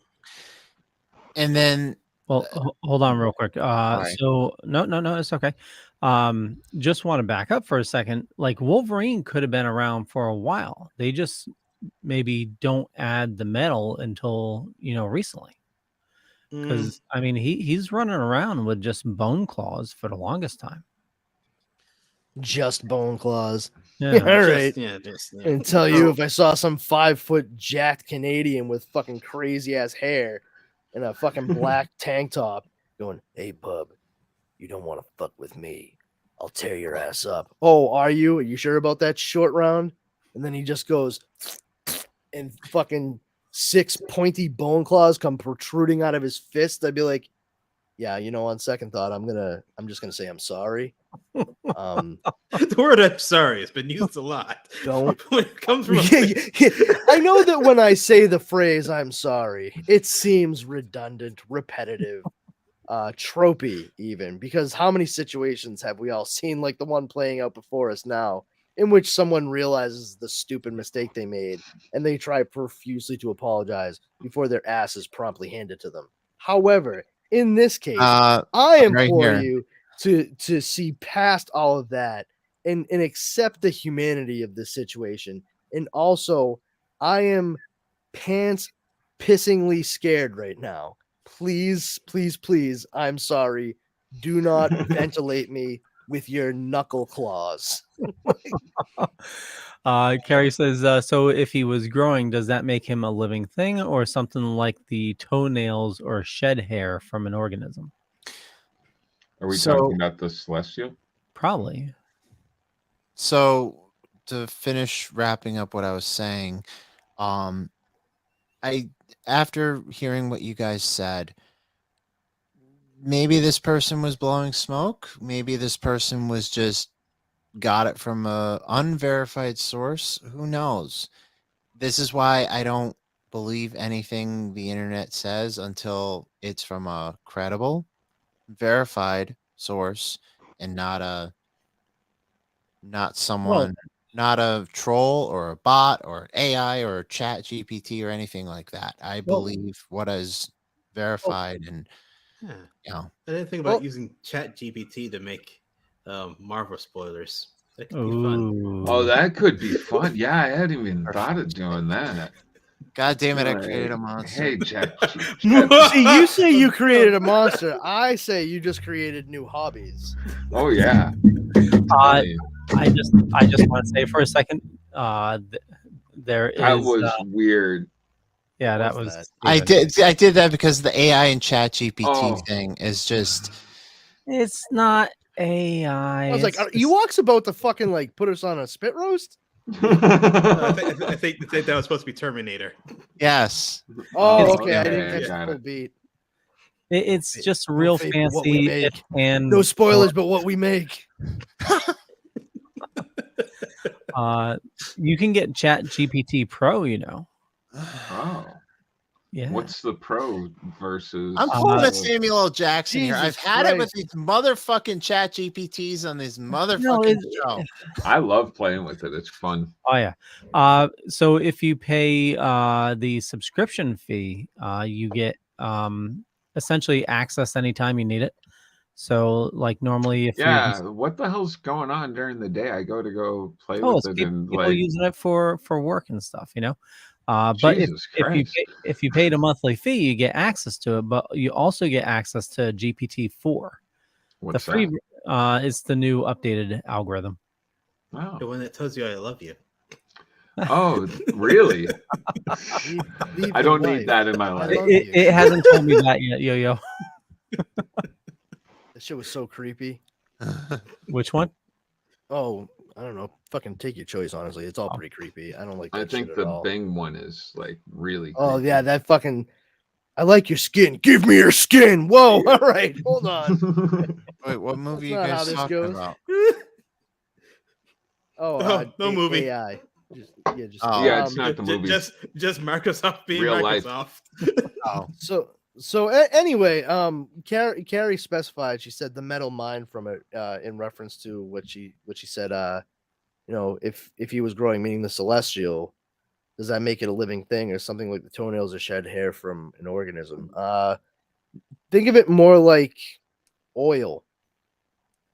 It's an element that was created from the instantly fossilized form of a cosmic being.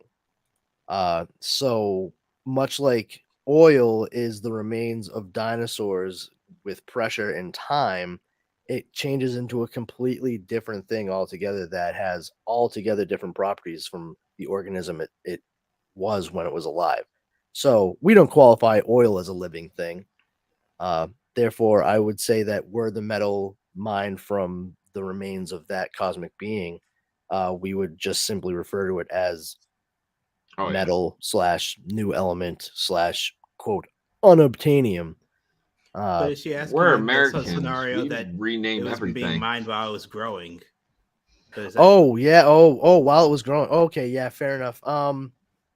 See, that's the thing. I don't think that it would be something that they would be able to get to while it was gestating, because the whole thing was that it was at the core of the earth. Yeah. And they're not going down to the core of the earth to get metal. That's just not happening. And I've seen that movie before. Leaking probably wouldn't be a feasible thing, like veins of it coming up, because it's sort of like an egg, and if the egg was cracked before it was ready, that, the chick inside is going to die. It would be the same thing with the celestial, hence the egg itself.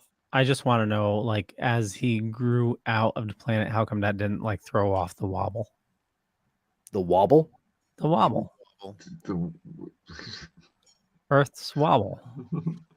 Sure. That's Tom Dog, I'm thinking about using ChatGPT to spoil WrestleMania this weekend. No need. I just did it for you, Tom Dog. So I asked Dan. Go ahead. I asked Dan. Apparently, that's the name of the ChatGPT service that I could ask. But Dan says it is not within my abilities to predict future events with absolute certainty.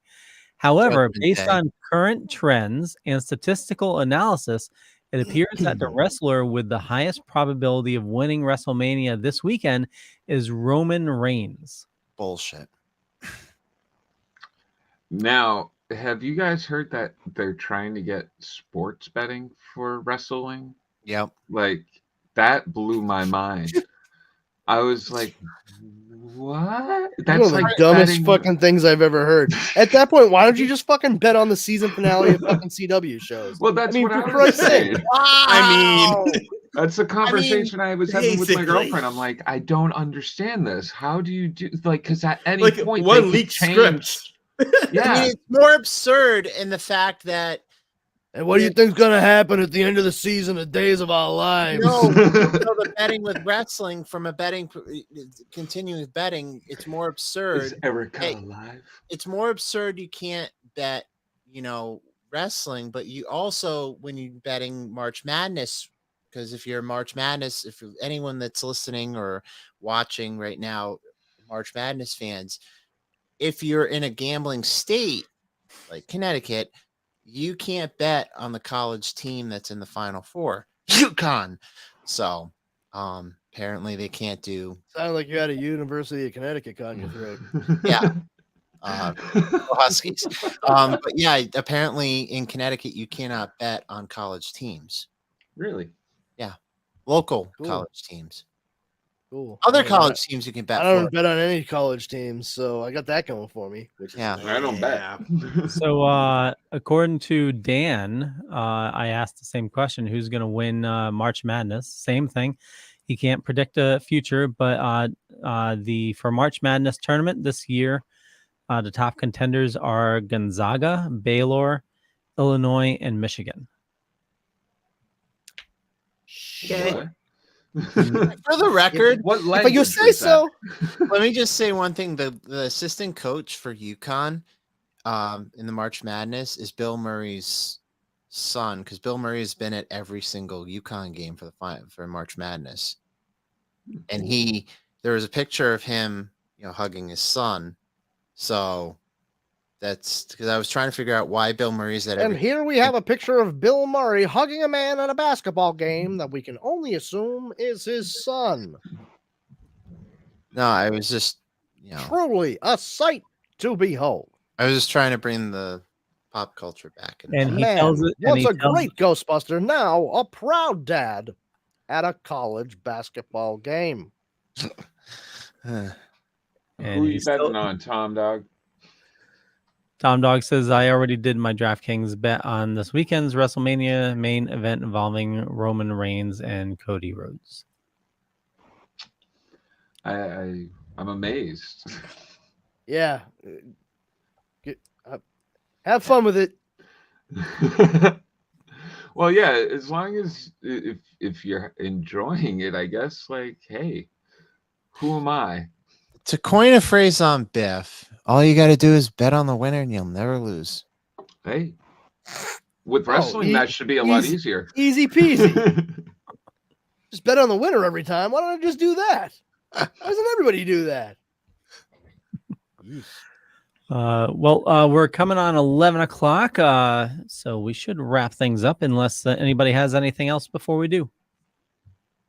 I don't think I do. I think I'm good. No. Yep. You guys want to show off your shoes one more time? I mean, no, I moved the box over there already. They cost me like $80. They're shoes. I did get another NECA. Ooh, another? A Gremlins. Gremlin. Is that? I got to pick up the one of the gremlin not streaking, but Flasher. Yeah. I'm thinking about grabbing a Marty and Doc to go with my DeLorean. So because I'm gonna have the Batmobile. Do they fit in it? I don't know. I think it's relatively same size. I just want to have them stand next to it. Well, NECA doesn't have DeLoreans for. No, I have a DeLorean. Well, you went back in time, Steven. Yeah. So I'm thinking about getting a Doc and Marty to put next to it. So like I'm gonna have the Batmobile coming from McFarlane with the Nipplemobile, fantastic. Nipplemobile, yeah. So I'm gonna have the Batmobile along with Batman. So I'm thinking about like also setting up the DeLorean with Doc and Marty, and I'm also toying around of getting the '66 Batmobile. Ooh, that's pretty cool. It's heavy. I haven't opened this. I'm probably not going to. He-Man, designed by Virgil Abloh. Ooh, what? You got Jeremy's attention. I haven't opened it though because I'm probably. I didn't know you had such tastes. Well, for the for the Mattel thing, I haven't opened this yet, but I mean, you can pop out the box like. Oh! Don't rip it. I'm not gonna rip it. I'm wearing one of my new Roosevelt shirts. It's Scooby Doo. It's the 2 figures for No Holds Barred. Oh wow! Holy flirkin' schnit! It comes in the VHS packaging, and I guess you open it up, and we've talked about wrestling for upwards of 7 minutes, and I do not like it. I guess they're in the VHS here, so it looks, Wow, that's ornate. I like it. It was like a Mattel special last year. So does the movie actually come with it? No. Oh. I can't even give that thing away. Such a tease. You got Scooby. Oh, you got the whole Scooby Doo ensemble. Oh, that's cool.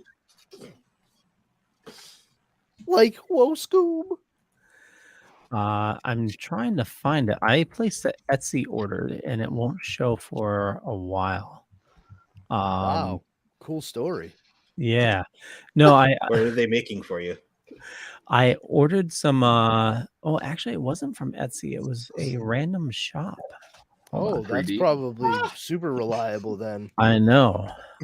It's a repro of Best Box Online.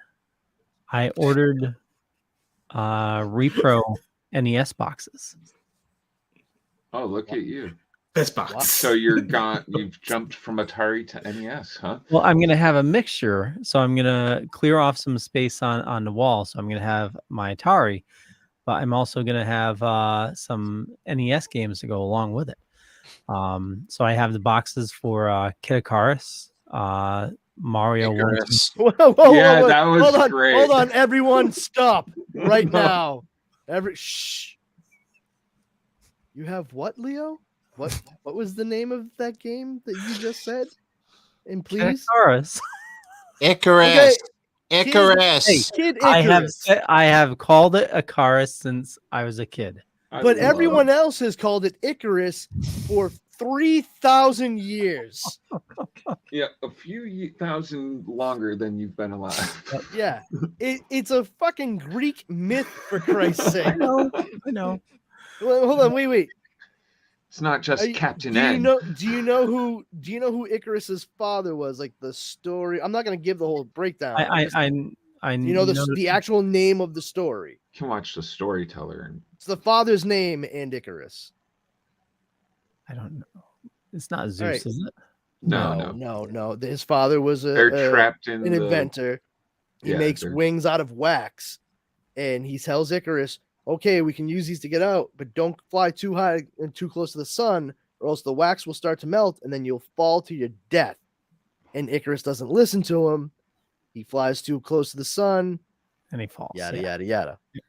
His father's name was I knew. I didn't know the father. Daedalus. Daedalus. Seen that before? Yes. Stargate Atlantis. You say Daedalus? You said Daedalus and Icarus? I have to drive down to fucking Connecticut and put my foot up your ass. I'll get the popcorn and a lawn chair, and I'll witness this. Yeah, get me a boot while you're at it, Steve. Have it waiting for me. Okay. So, Kid Icarus. Kid Icarus. I live for Leo enunciations. Kid Icarus. I like how all the rest of us were like, what? Wait a second. Don't just buzz by that one, Leo. Okay, so also Mario 1, 2, and 3. So that's not Mario. Okay. Yeah. Mario. Just trying to get a bead on baseline on you.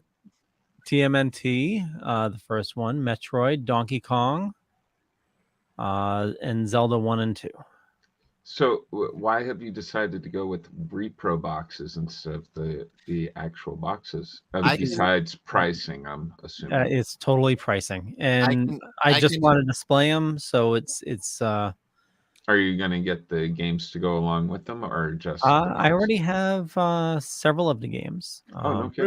Remember when you were a child and you couldn't wait to get those cartridges so you could play the games contained therein, and now you're decorating a fucking wall with them.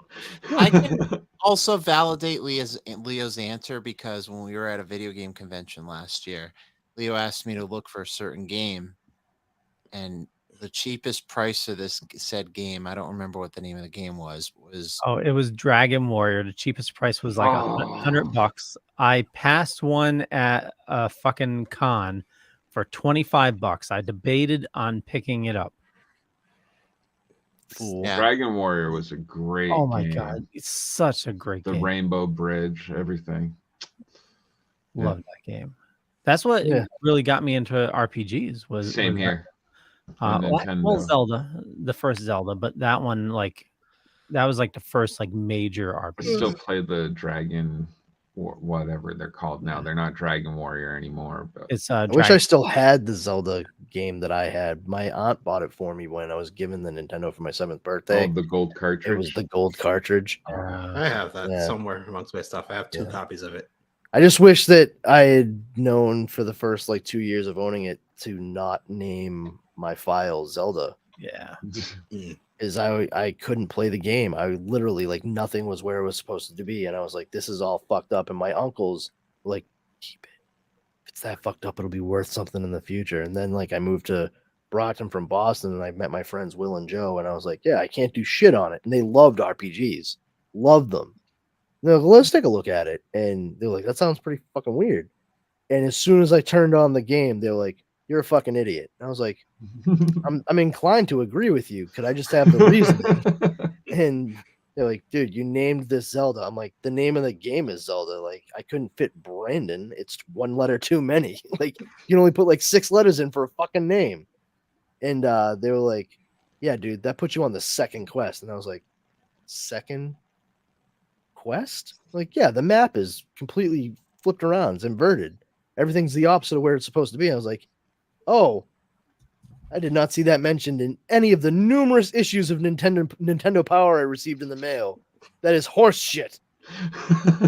And once I renamed, I just named it to Link. And I was like, oh my God, this game is playable. This is amazing. And yeah, Zelda was my shit for the longest time. I mean, A Link to the Past is probably my all-time favorite video game. Yeah. Yep. That's my favorite. Yeah, I love that game. I was obsessed with it. I wanted it so bad. Yeah. And then I got a GameCube, and I worked at GameStop, and I managed to get the fucking disc that had every fucking Zelda game on it up through N64. Nice. Oh, it was great. I didn't know that existed. Very few people did. Yeah. Not everybody knew that it existed, and that's why I was very proud to have it. And then I traded it in for an obscene amount of money. Very nice. That one game almost completely financed me getting a new PlayStation 3 or whatever. wow. Not a PlayStation 3, PlayStation 2. Yeah, PlayStation 2. I was like, yeah, thank you. I'll take it. Okay. I beat Smash Brothers Melee 100% with everything. I'm good with the GameCube now. I did what I needed to do with it. You can have it. I didn't work for GameStop anymore, so I didn't fucking care about having an Xbox or a GameCube any longer. I played Enter the Matrix. I played Super Smash Brothers Melee. All right, take your systems. Good. Seriously, Enter the Matrix was like the only game I ever really gave a shit about on Xbox. It was only on that system for the longest time. And yeah, once I beat it, I was just like, well, there's that. What Halo. What a fancy paperweight that I have here in the room attached to the television. Great. Halo 2 was the one I really enjoyed on Xbox because I had a bunch of friends who would play the multiplayer religiously all the time. And I would waste so many hours playing the multiplayer on Halo 2. I mean, it was never a big thing. I think the games I played most obsessively were actually Enter the Matrix wasn't the only one. I also played Evil Dead Regeneration, I think, was on Xbox. Because I was all about the Evil Dead games. Those are games that I like to watch all the cutscenes for and get the story because it was like the closest thing to a sequel coming out of Army of Darkness for any of the stuff. And since it was Bruce Campbell doing the voice in every one of those games, like it was perfect. When you all get the chance, and if you all have PS5s, check out Evil Dead, the game. I mean, I do have a PS5, but I have not hooked it up yet because I still need to get a television that is appropriate for it. You know, just having a nice high def television isn't enough any fucking more. So I have to get a fucking ultra high def so I can actually like see everything the way it's meant to be seen. Yeah. Yeah. Ultra 4K. Wait, I just gave up on looking for one. Yeah, I went with the Series X. You know, I frequent Costco a lot, and I was a PlayStation person until the Series X. I went to Costco, and you know how you have like the little pieces of paper where you can get the expensive thing, and you take it to the register, and they'll get it for you after you pay for it. Oh yeah. They had like those little papers, and they were in like the little things. And there was a lot of PlayStation 5 little paper things. Yeah, I mean, there's a lot. I had to pay for Costco though. Yeah. Yeah, right. Is the membership worth it? I don't know. No, if you go to if you go to Amazon, you can get a PlayStation 5 now. Yeah. I honestly haven't bothered looking. Yeah, I gave up. Yeah, they sent stuff out about a month and a half ago saying like, oh yeah, okay, we have plenty to go around. So, yeah, the restock is very easy to find because every single day, like every hour, I get an email, a restock alert. So, yeah, and I would recommend going with the disc version. Yeah. Yes. And getting yourself a nice hard drive extension. Yeah. Actually, I have the hard drive extension, but I should have gotten the disc, but I have digital. But I have the hard drive extension. So. Yeah, so the God of War bundle is actually available at my local Best Buy. There you go. Yeah. Sounds like my next major purchase is my Mac Mini. Yeah, smart move. That's fair. Yeah. That's my next purchase too. So. It's not mine. So just put that right out there. It's not my next purchase. I don't know. And you get a Mac Mini, and you get a Mac Mini, and you get a Mac Mini. Oh, listen to fucking Leo Winfrey over here.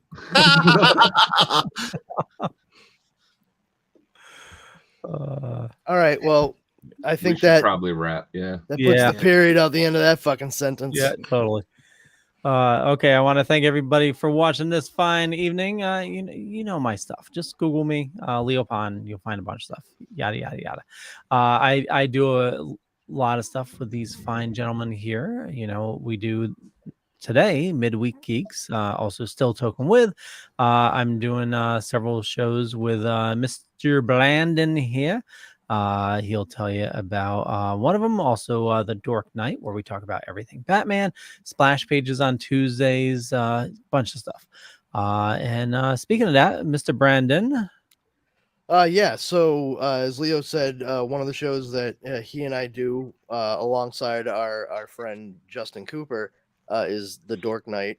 We talk about all things Batman, and we juxtapose that every other week with the Comics Paradox podcast, in which the three of us discuss what ifs in Elseworlds as well as other alternate reality story arcs and what have you.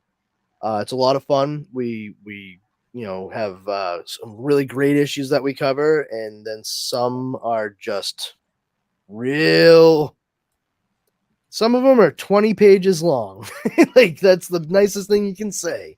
But it's always a fun time. You get to see a lot of different takes on roads not taken for certain characters in ways that they differ from one small thing occurring or not. And those appear every other Sunday. One week will be Dork Night, the other is Comics Paradox. And you follow me on social media. Follow I was gonna say follow Comics Paradox on social media at Twitter for its comics at comics _paradox, and on Instagram at Comics Paradox Podcast. And you can check those out wherever fine podcasts are broadcast. Awesome. Yo. Saint Laurent on Instagram. It's pretty much the only place you'll find me. So yeah, follow me there. Jar Jar. Hey, check out Comic Book Lovers Buy, Sell, and Trade on Facebook. And if you want to buy, sell, and trade comic books and stuff like that. And also Splash Pages every Tuesday night at 8 o'clock with my homie Leo Pond. And Rich Velvet Joker and Drew the Marshmallow Mallow. The Marshmallow. Ghostbuster Man 1984. And Ghostbuster Man. Next week we'll be talking about All-Star Superman. Yeah, All-Star Superman. The comic versus. book. The comic book or the animated movie? We're gonna do a read and compare. Read, watch. Yeah. Welcome to join us if you want. Always. I just may if you'll have me. Flowers for me by Mr. Beauregard, I do declare. I'm welcome to join too if you want me to. Super Retro Throwback Reviews. We have 3 shows. Super Retro Throwback Reviews, the audio files comes out on Mondays. CSI the Vegas Files is on temporary hold because my girlfriend's schedule, my schedule's a bit fucked right now. So that's on a hold until mid-April. Our 3rd show, Hot Gossip with Carly Kingsley, comes out every Saturday night, and providing I'm not held hostage by my 2nd job, I'm here every Wednesday on the Midweek Geeks. Providing, my actions tonight, I'm not thrown out from the network, but I am part of the Dorkening Podcast Network. So, okay. I like the idea of your 2nd job, like all of a sudden, like kicking your bedroom door open in the middle of the night. Just like, this will only take a second. Get on the floor. Listen up, the plans have changed. With that, we'll catch you guys later. Bye. Have a good night.